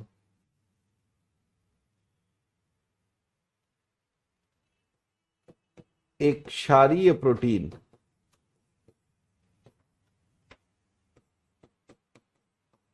क्षारीय प्रोटीन जिसे हिस्टोन प्रोटीन कहते हैं, है ना। किस चीज से मिलकर बना होता है, तो दो, या तो इसमें डीएनए होगा, इसमें डीएनए होगा, आरएनए होगा, और ये दो न्यूक्लिक एसिड हो गए, न्यूक्लिक अम्ल हो गए। और इसके अलावा एक विशेष प्रोटीन होता है जिसको कि आप हिस्टोन प्रोटीन बोलते हैं, है ना। हिस्टोन प्रोटीन से मिलकर बना होता है।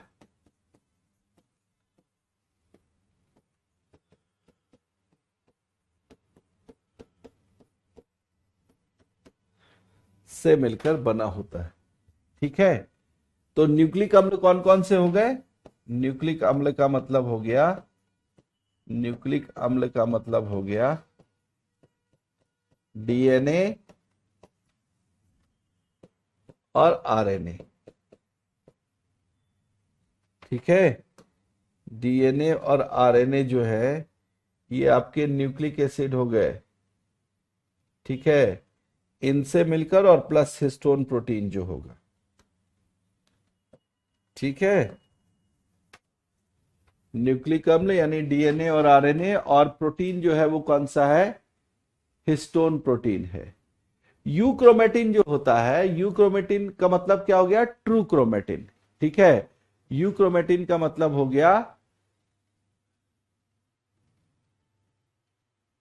जी बिल्कुल नहीं होता सुमित, इसीलिए तो मैंने बताया कि प्रोकैरियोटिक में तो ये पाए ही नहीं जाएंगे ना, प्रोकैरियोटिक में तो ये पाए ही नहीं जाएंगे, और इसीलिए प्रोकैरियोटिक में आप देखेंगे कि वहां गुणसूत्र बन भी नहीं पाते हैं बहुत सारे, है ना। बहुत ही सामान्य एक एक गुणसूत्र, सिंगल क्रोमोसोम जो होता है वो वहां पर प्रोकैरियोटिक कोशिका में होता है।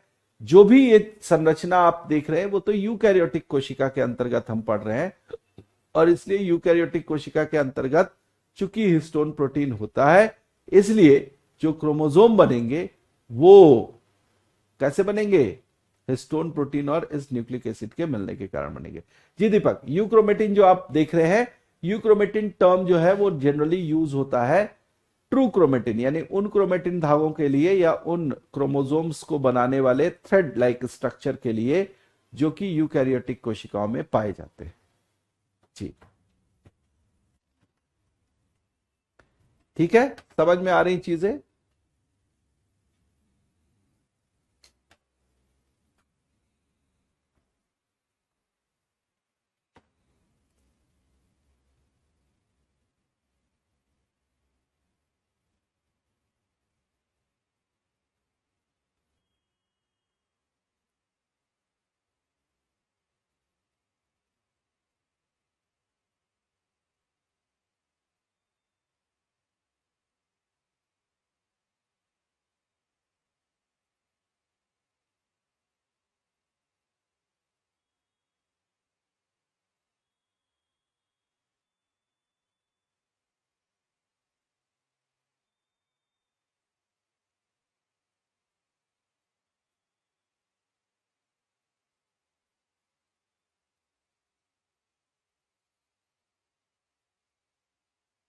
चलिए,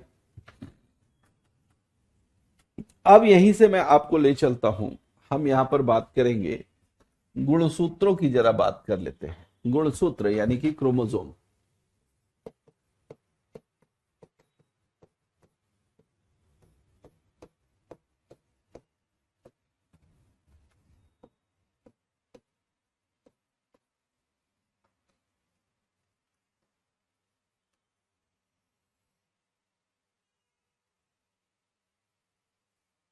गुणसूत्र यानी कि क्रोमोसोम की बात थोड़ा की जाए, ठीक है, कि क्रोमोसोम क्या होते हैं। ओके,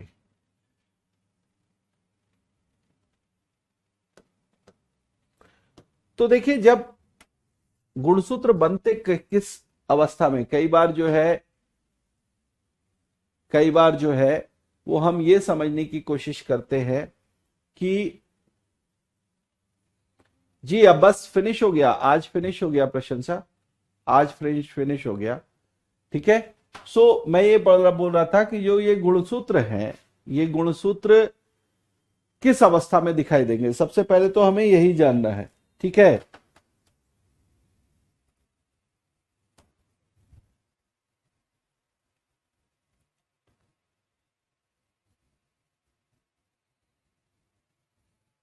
चलिए देखिए,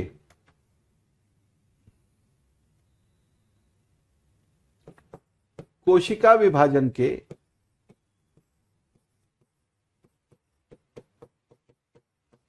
कई सारे स्टेजेस होते हैं, उसमें से एक स्टेज होता है इंटरफेज स्टेज।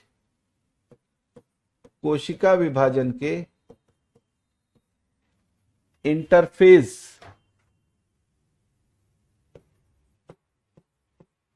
चरण में, ये जो इंटरफेस चरण होता है, ध्यान रखेंगे, ये कोशिका विभाजन का सबसे शुरुआती चरण होता है। कोशिका विभाजन का सबसे शुरुआती चरण कौन सा है? इंटरफेज का चरण है। ठीक है, कोशिका विभाजन के इंटरफेस चरण में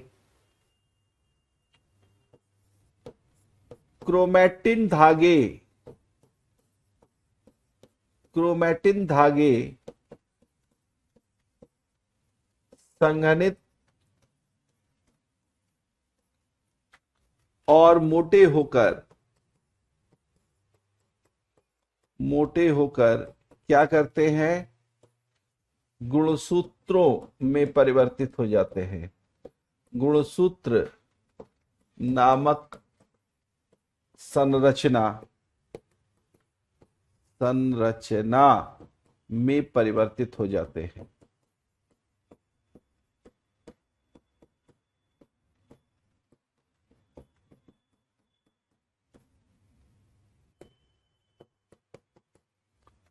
क्लियर है? ये बेसिकली दिखाई कैसे दे रहे हैं, ये इंटरफेस स्टेज है ना। इंटरफेस जब शुरुआत की बात है, जी चंचल बोल दिया है मैंने, इस चीज को बोल दिया है टेस्ट के बारे में, ठीक है। कोशिका विभाजन के इंटरफेज स्टेज में जो है ये चीज देखने को मिलती है, जिनको आप क्रोमोजोम बोलते हैं। और क्रोमोजोम जो है, इनको ये बताया जाता है कि ये आनुवांशिक लक्षणों के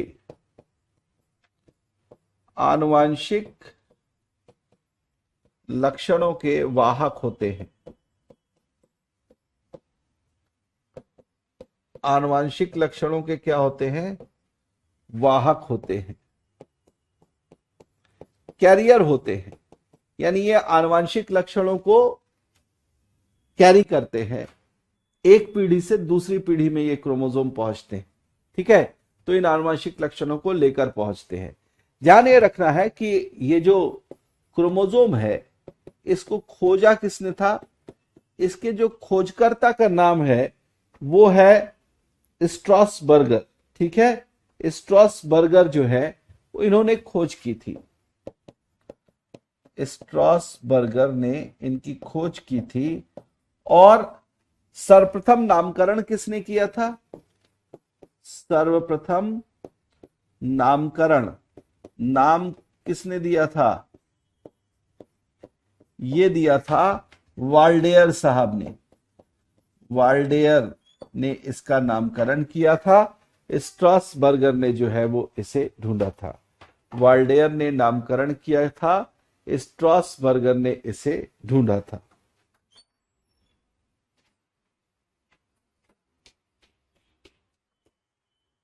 ठीक है जी। अब आइए यहां से हम देखें कि ये जो है वो किन चीजों से मिलकर बनता है ना, किन चीजों से मिलकर बनता है। क्लास रुकनी नहीं चाहिए, क्या क्लास रुक गई है एक बार बताएंगे, ठीक है। इन चीजों से मिलकर इन लोगों ने खोज की और सर्वप्रथम नामकरण दिया। अब जरा देखें कि ये बनेगा किससे। ये बनने के लिए दो चीजें जो हैं वो ध्यान में रखेंगे, ठीक है। दो चीजें ध्यान में रखेंगे कि हां, दो चीजें ध्यान में रखेंगे कि ये जो बनता है वो बनता है किससे, ये मैट्रिक्स और डीएनए से मिलकर बनता है, ठीक है।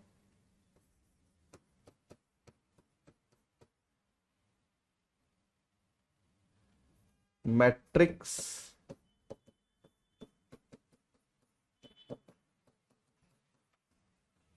और डीएनए से।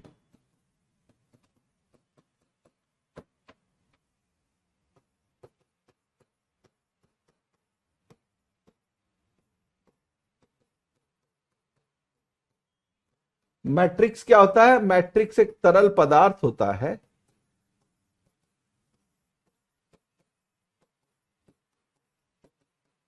ऐसा तरल पदार्थ है,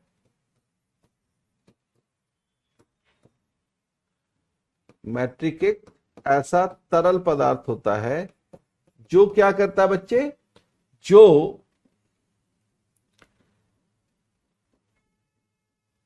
डीएनए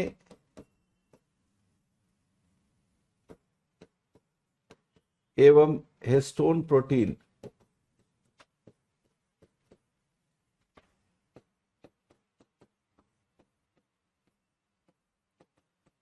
के संयोजन से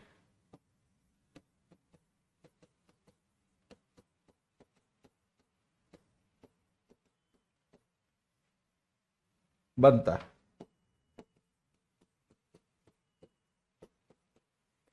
ठीक है, तो इसमें मैट्रिक्स का जो है, मैट्रिक्स का जो है वो योगदान होता है। मैट्रिक्स जो है वो एक तरीके का एक तरल पदार्थ होता है जिसमें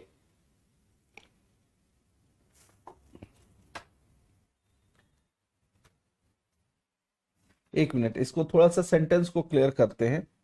यहां पर कर लीजिए जिसमें,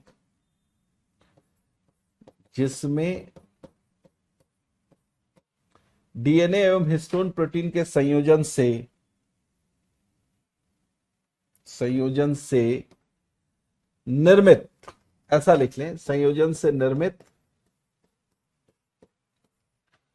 क्रोमैटिन धागे, क्रोमैटिन धागे उपस्थित होते हैं। इसी तरल पदार्थ में क्या हो गया है कि क्रोमैटिन नेटवर्क के जो थ्रेड है, ठीक है, ये देख लीजिए, लिख दिया मैंने।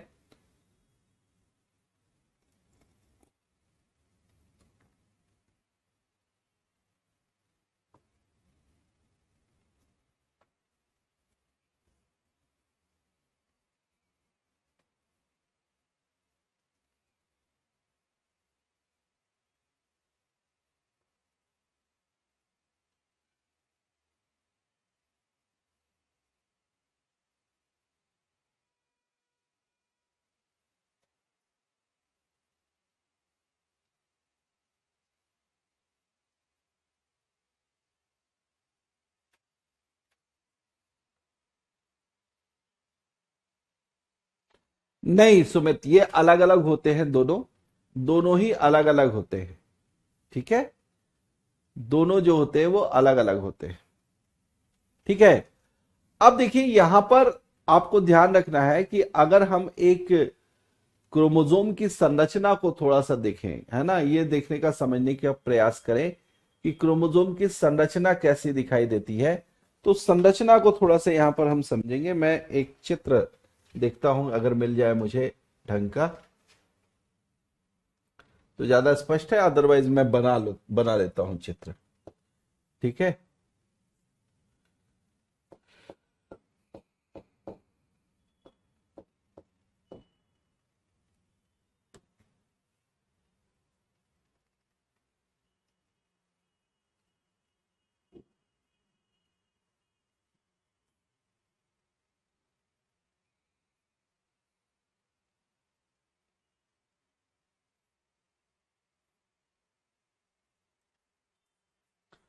आ,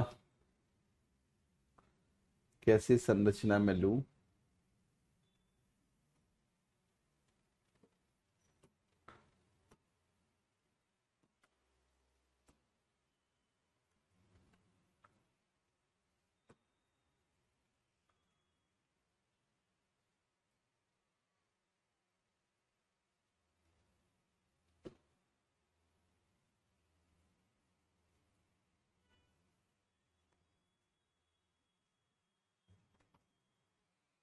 एक मिनट।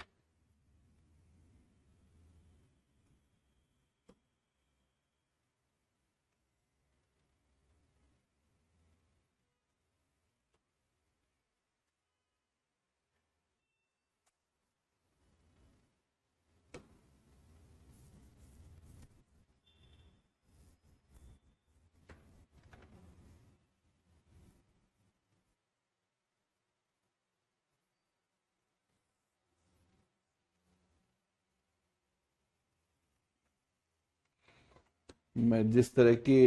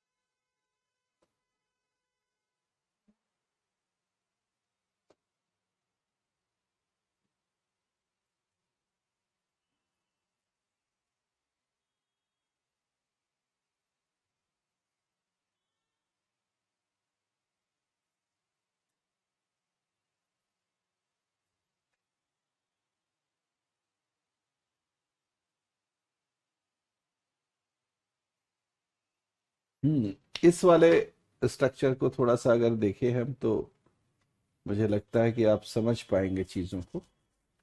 ठीक है, आइए।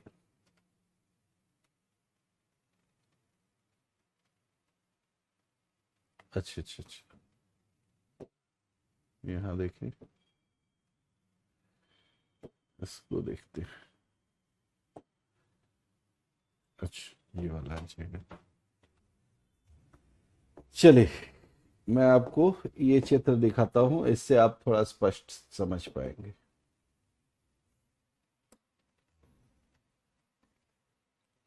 देखिएगा जरा ये वाला चित्र आप लोग, अगर दिख रहा होगा स्पष्ट तो ठीक है।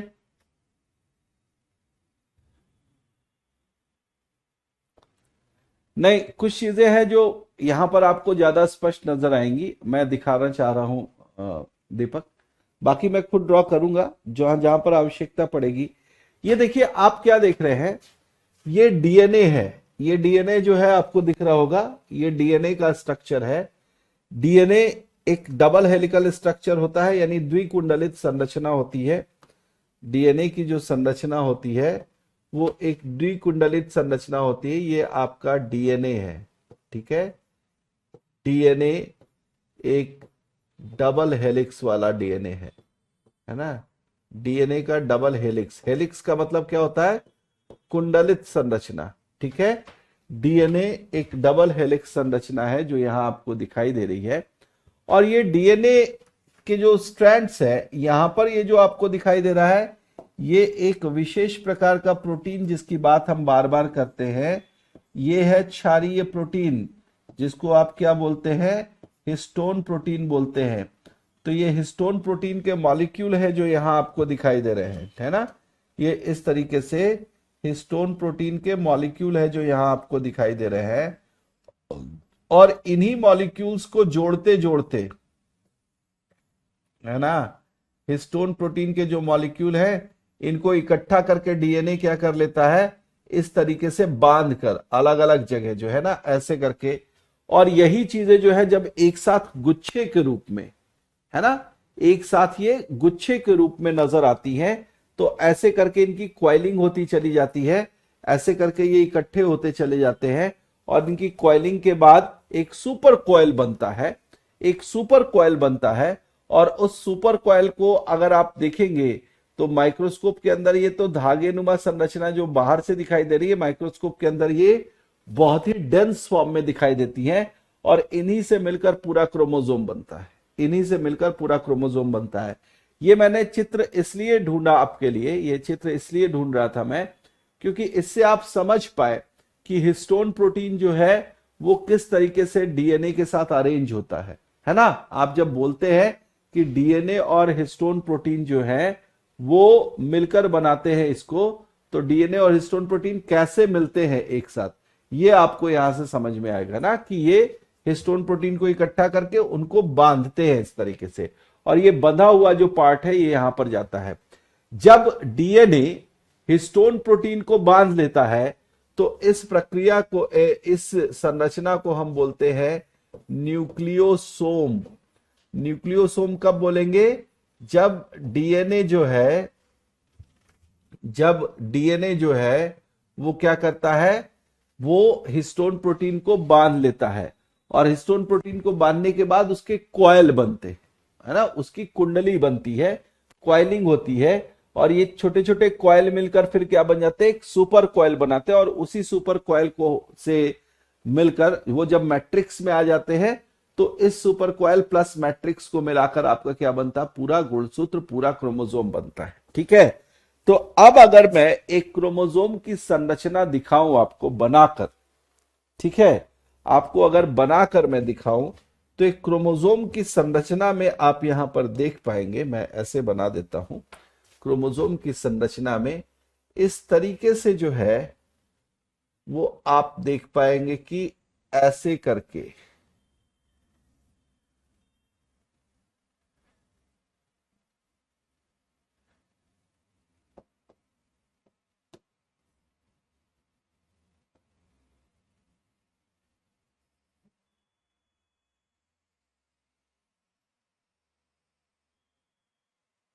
ठीक है। अभी आप देखिए इस संरचना में मैं क्या दिखाने जा रहा हूं, वो आप समझने का थोड़ा प्रयास करेंगे। ठीक है। इस संरचना में मैं आपको ये दिखाने जा रहा हूं कि किस तरीके से ये जो है वो,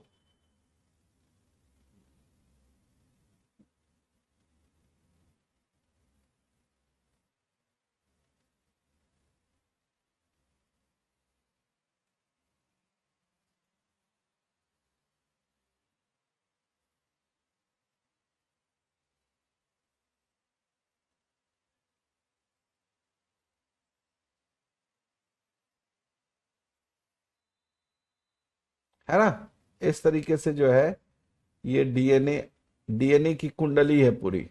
और इस डीएनए की कुंडली में ना ये आपको इस तरीके से हिस्टोन प्रोटीन जो है वो जुड़े हुए दिखाई देंगे। हिस्टोन प्रोटीन को हम जरा अलग कलर से ले लेते हैं, ठीक है, ताकि थोड़ा आपको स्पष्ट दिखाई दे।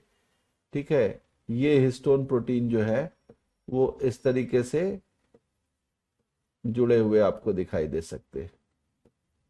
ठीक है।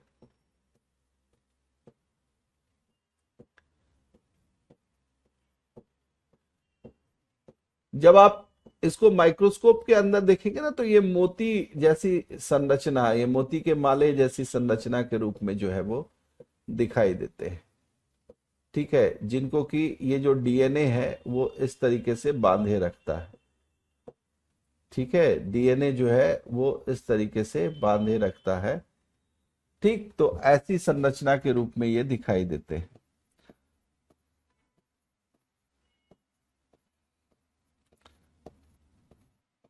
अब ये पूरा का पूरा जो हिस्सा है, अगर आप देख पा रहे हैं, तो ये जो पूरा का पूरा हिस्सा यहां पर बना, ठीक है, इसमें हम कुछ नामकरण करें तो यहां पर आपको चीजें स्पष्ट नजर आएंगी। मैं एक बार इनको जो है, देखिए सबसे पहले तो आप ये जाने कि ये वाला जो पार्ट है, ये जो है ये आपका है डीएनए। ठीक है। ये क्या है, ये डीएनए है। ये पूरा हिस्सा हम क्रोमोसोम का बना रहे हैं जिसमें ये डीएनए का हिस्सा है। और ये जो पार्ट आपको दिखाई दे रहा है, कौन सा, ये वाले जो हिस्से आपको दिखाई दे रहे हैं, या सॉरी, या ये वाले,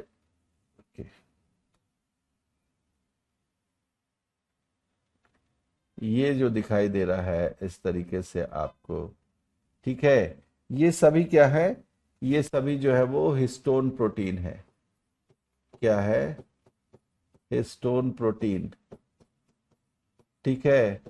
और इस तरीके से जो हिस्टोन प्रोटीन से मिलकर ये पूरी संरचना बन रही है ना, ये हिस्टोन प्रोटीन से मिलकर पूरी संरचना जो बन रही है, इसको एक साथ मिलाकर क्या बोल देंगे, डीएनए और हिस्टोन प्रोटीन से मिलाकर, तो ये आपकी संरचना कही जाएगी क्या, क्रोमोमियर। ठीक है। ये संरचना क्या कही जाएगी, क्रोमोमियर कही जाएगी। खासतौर से जहां जहां पर ऐसा लिखते हैं कि ये जो आपको दिखाई दे रहे हैं हिस्टोन प्रोटीन, है ना, जहां पर भी ये एक साथ दिखाई दे रहे हैं, तो इनको हम क्या बोलेंगे, इनको हम बोलेंगे क्रोमोमियर। ठीक है, क्रोमोमियर। एक मिनट, जो मैं ना हिस्टोन प्रोटीन लिख रहा हूं उसको क्रोमोमियर ही लिख देते हैं, ये ज्यादा बेहतर रहेगा आपके समझने के पॉइंट ऑफ व्यू से। ठीक है। एक बार मैं फिर से बोल रहा हूं, आप ध्यान से सुनेंगे जरा।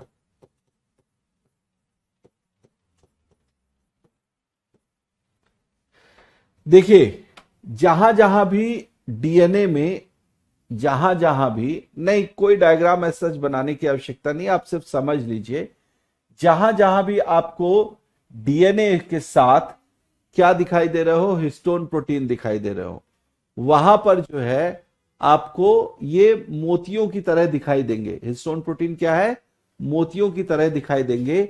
इनको हम क्या बोलेंगे, इनको क्रोमोमियर बोलेंगे। इनको क्या बोलेंगे, क्रोमोमियर बोलेंगे। इस तरीके से ये क्रोमोमियर दिखाई देते हैं।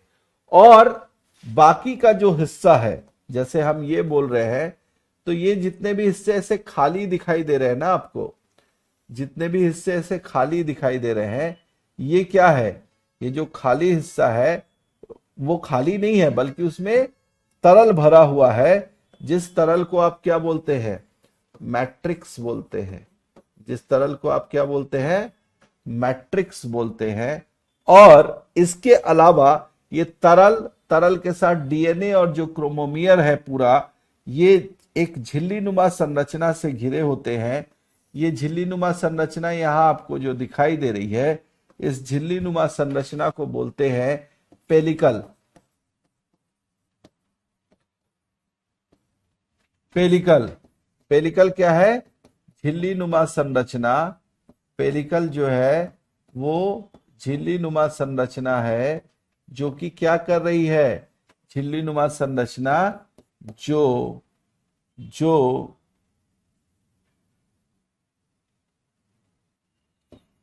मैट्रिक्स, डीएनए एवं हिस्टोन प्रोटीन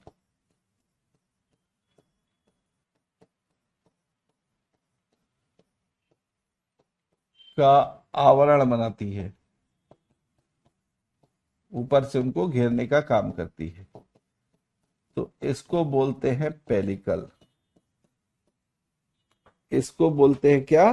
पेलिकल बोलते हैं। ठीक है।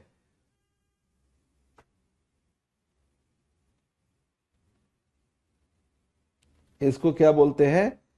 पेलिकल बोलते हैं। अब यहां पर ध्यान देंगे कि जो आपको ये हिस्सा दिखाई दे रहा है, ये वाला, ये ना एक बड़ा हिस्सा है, एक छोटा हिस्सा है। इस छोटे हिस्से में भी इसी तरीके से जो है, इस छोटे हिस्से में भी इसी तरीके से डीएनए जो है ऐसे बना रहेगा, और इस डीएनए के साथ आपको दिखाई देंगे इसी तरीके से, है ना, इसी तरीके से क्रोमोमियर्स दिखाई देंगे, जहां पर हिस्टोन प्रोटीन ऐसे बंधा हुआ है। ठीक है, इस तरीके से ये ऐसे करके बना है। ठीक है। अब इस छोटी वाली संरचना को क्या बोलते हैं? इस छोटी वाली संरचना को बोलते हैं सैटेलाइट।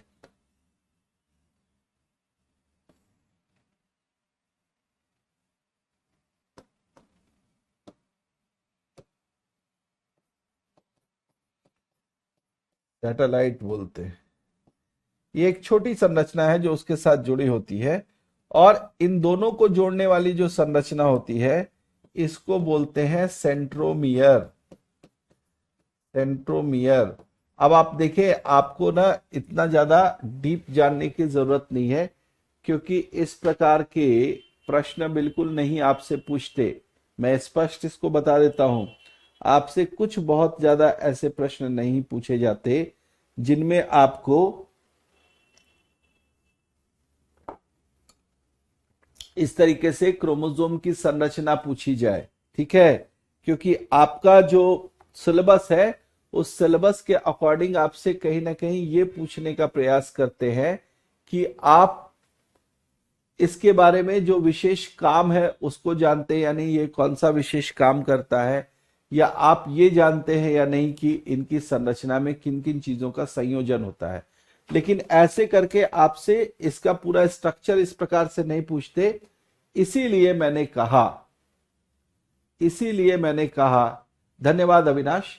तो इसीलिए मैंने कहा कि आपको कोई संरचना बनाने की बहुत ज्यादा आवश्यकता नहीं है। आपसे कोई भी इस तरीके के प्रश्न नहीं पूछेंगे।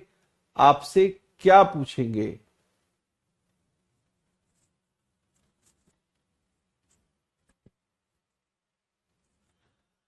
आपसे जो पूछेंगे उन चीजों पर फोकस करना ज्यादा जरूरी है।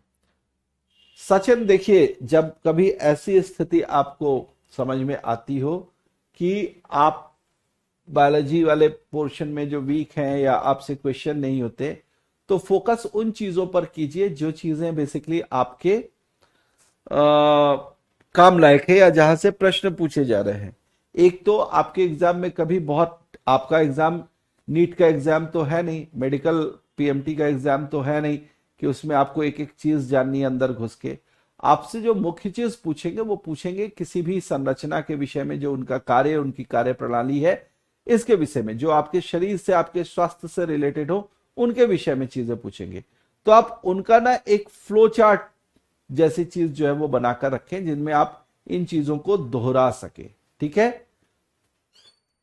क्रोमोमियर की जहां तक बात है, ध्यान रखेंगे कि जो क्रोमोमियर वाला हिस्सा है, ये जो क्रोमोमियर होता है वो बेसिकली क्या होता है, जहां जहां हिस्टोन प्रोटीन बंधे होते हैं ना, पीछे वाले डायग्राम में आपको बताया था कि जहां जहां ये हिस्टोन प्रोटीन बंधे हुए हैं, है ना, ये क्या है, दिखाई जहां देते हैं,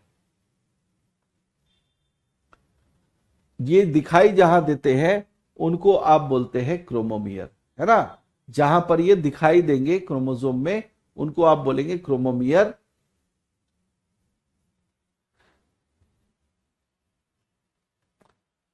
जी भावना, क्या अभी समझ में आ रही है? तो यहां पर अगर आप देखेंगे तो आप पता चलेगा कि ये मिलाकर तो कहे जाते हैं यूनिट न्यूक्लियोसोम, लेकिन जहां जहां क्रोमोसोम में नजर आते हैं, मोतियों की तरह नजर आएंगे, उनको क्रोमोमियर कह दिया जाता है। ठीक है, बस इतना आपको याद रखना है। ये मैंने संरचना बना दी है, जिस संरचना को आप ध्यान में रखेंगे।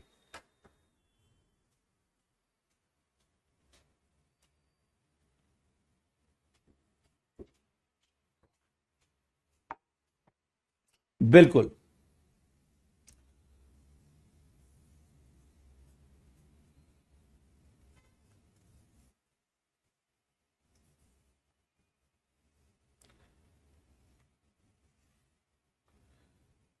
चलिए ठीक है, बहुत अच्छा, धन्यवाद धन्यवाद। तो मैंने ये कहा कि आप जो है वो इस तरह की संरचनाओं को थोड़ा सा समझ लें। गुणसूत्र के बारे में हमने समझ लिया। अब जब गुणसूत्र हमने समझ लिया है, तो हम ये समझने का प्रयास करते हैं कि जो डीएनए जैसी संरचना है,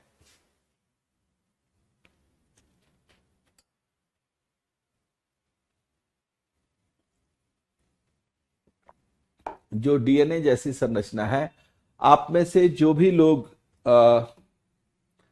क्लास कर रहे हो राजीव सर की, या क्लास कर रहे हो क्या नाम है, डीके चौधरी सर की, आप वहां पर इन चीजों को रख सकते हैं कि टेस्ट वगैरह चाहिए। हमारे सर लोग जो हैं, राजीव सर या फिर डीके चौधरी सर, आप इस पूरे कोर्स को एक तरीके से सर लोग ही डायरेक्ट करते हैं। तो वहां पर एक बार आप अपने इस विचार को जरूर रखेंगे, तो उनसे आपको चीजें समझ में आएंगी। ठीक है, उनसे आप, मतलब उन लोगों की सहायता से जो है वो आप की जो डिमांड है वो लोग पूरी कर पाएंगे। ओके जी। गुणसूत्रों के प्रकार देखिए दीपक, इसकी आवश्यकता नहीं है। वैसे मैं बता दूं कि सेंट्रोमियर के अलग अलग पोजीशंस के हिसाब से, मैंने पीछे चित्र भी, अगर आप देखेंगे तो यहाँ पर चित्र भी हम लोगों को मिला हुआ था। ठीक है, ये मैं एक चित्र निकाल लेता हूँ।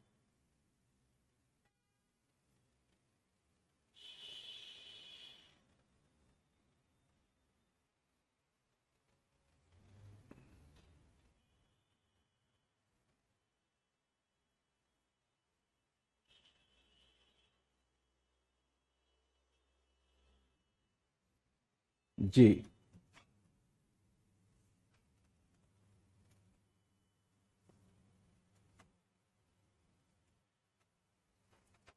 मैं यहाँ पर है, ये अलग अलग सेंट्रोमियर के हिसाब से मैं बता रहा हूँ। इसको मैं सेव ही कर लेता हूँ, आपको दिखा देता हूँ।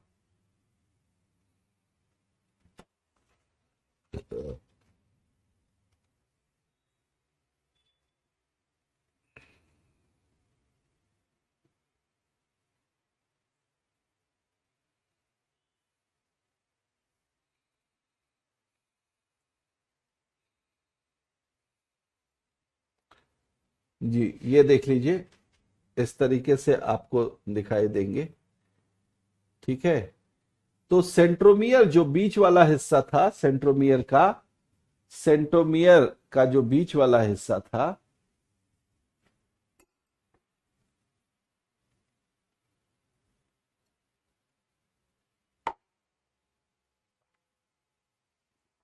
सेंट्रोमियर का जो बीच वाला हिस्सा था, उस हिस्से की अलग अलग पोजीशंस के हिसाब से, है ना, जो क्रोमोसोम है उसके प्रकार बताए गए हैं। ठीक है, तो क्रोमोसोम के प्रकार में जैसे एक बताया गया है मेटासेंट्रिक। मेटासेंट्रिक जो होता है वो होता है कि लगभग बीचों बीच में, बीचों बीच हो, है ना, बीचों बीच अगर हो तो आप बोलते हैं,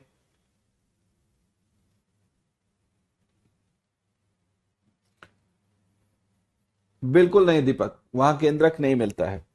ठीक है, तो ये जो सेंट्रोमियर है इसकी पोजीशन के हिसाब से आप ये देखेंगे कि अगर ठीक बीचों बीच है तो मेटासेंट्रिक हो गया, बीच से थोड़ा सा ऊपर एक तरफ चला जाए तो एक थोड़ी सी, एक भुजा थोड़ी सी बड़ी और दूसरी थोड़ी सी छोटी, तो ये सब मेटासेंट्रिक हो जाता है। अगर एकदम एंड पर चला जाए, मतलब दूसरी भुजा दिखाई ही ना दे, तो आप इसको टेलोसेंट्रिक बोलते हैं। और अगर ये एकदम नजदीक पहुंचने वाली हो एंड के, तब आप इसको एक्रोसेंट्रिक बोलते हैं। इस तरीके से आप भिन्न भिन्न रूप में इसको देख सकते हैं, भिन्न भिन्न आप जो इसके पार्ट्स हैं वो करके देख सकते हैं, बट इसकी कोई आवश्यकता नहीं है एज सच, इसकी कोई आवश्यकता नहीं है।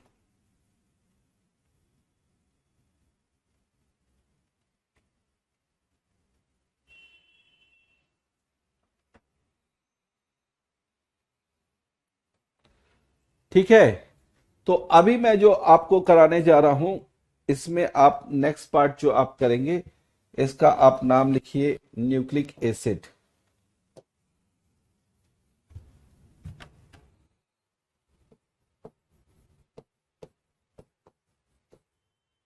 न्यूक्लिक अम्ल। ध्यान रखेंगे कि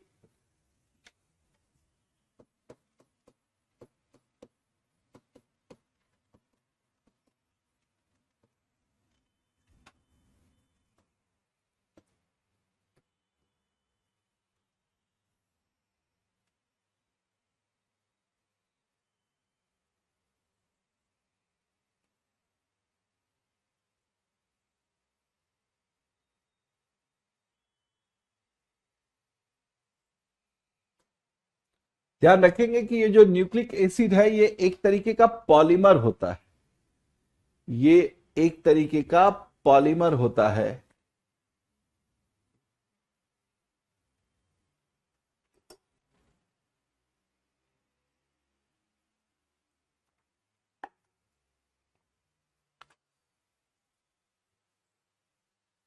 जी, मैंने बताया सरस्वती आपसे, एक बार आप डीके सर से इस विषय में और दीपक सर से, है ना, इन चीजों को डिस्कस करें। आप जब उनकी क्लास कर रहे होते हैं, निश्चित रूप से ये इसका समाधान कुछ बताएंगे।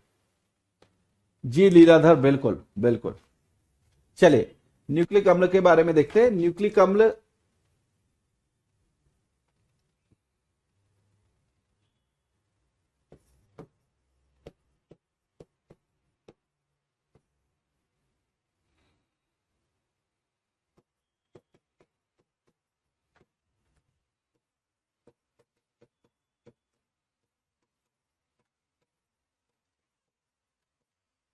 एकल इकाइयों, एकल इकाइयों को हम मोनोमर कह सकते हैं,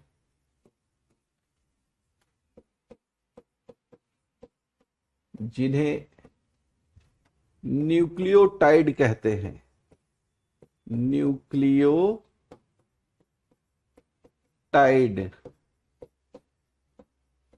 कहा जाता है।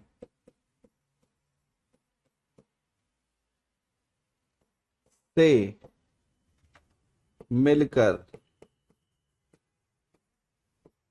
बने बहुलक, बहुलक को बोलते हैं पॉलीमर।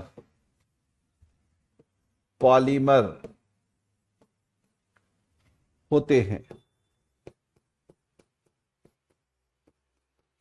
इसीलिए इन्हें क्या कहा जाता है, इसीलिए इन्हें पॉलीन्यूक्लियोटाइड क्या बोलते हैं? पॉलीन्यूक्लियोटाइड, पॉलीन्यूक्लियोटाइड कहा जाता है। ठीक है, ये टर्म आप याद रखेंगे थोड़ा सा। टर्म क्या है आपके सामने? पॉलीन्यूक्लियोटाइड टर्म है ना। पॉलीन्यूक्लियोटाइड क्यों कहेंगे? पॉलीन्यूक्लियोटाइड इसलिए कहेंगे क्योंकि ये जो है वो कई सारे मोनोमर से मिलकर बनता है, और जो मोनोमर हैं, जी बिल्कुल, जो मोनोमर हैं इनको आप न्यूक्लियोटाइड के रूप में देखते हैं। किस रूप में देखते हैं? न्यूक्लियोटाइड के रूप में देखते हैं। ठीक है,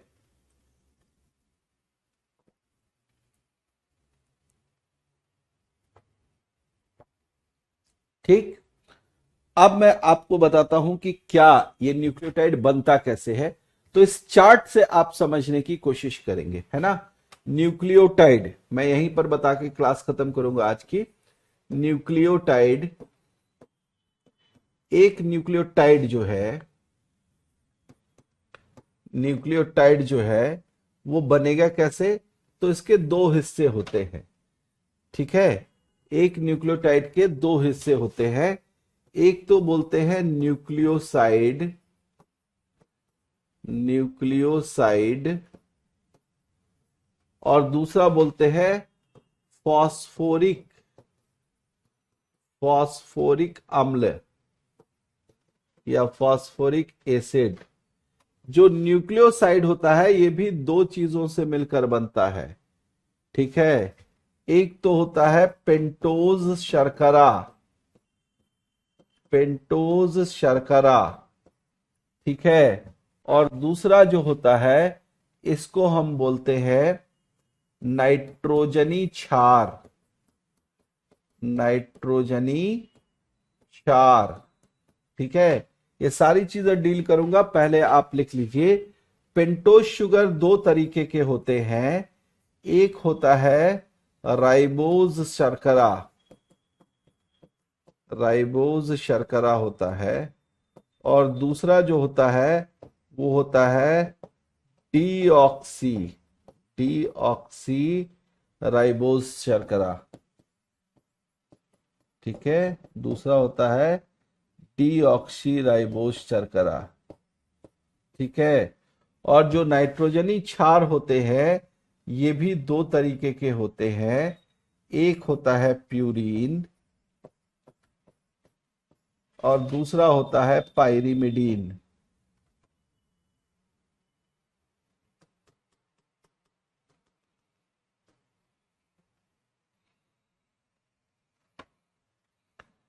ठीक है, एक होता है प्यूरीन और दूसरा जो होता है इसको बोलते हैं पाइरीमिडीन।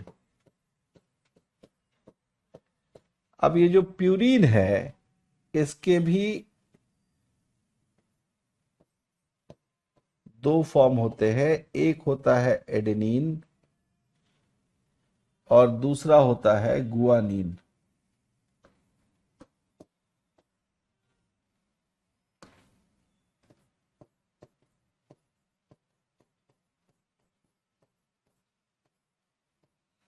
और जो पाइरिमिडीन होते हैं ये तीन तरीके के होते हैं। एक होता है थाइमीन, थायमीन बोलते हैं, थायमीन। एक होता है साइटोसिन,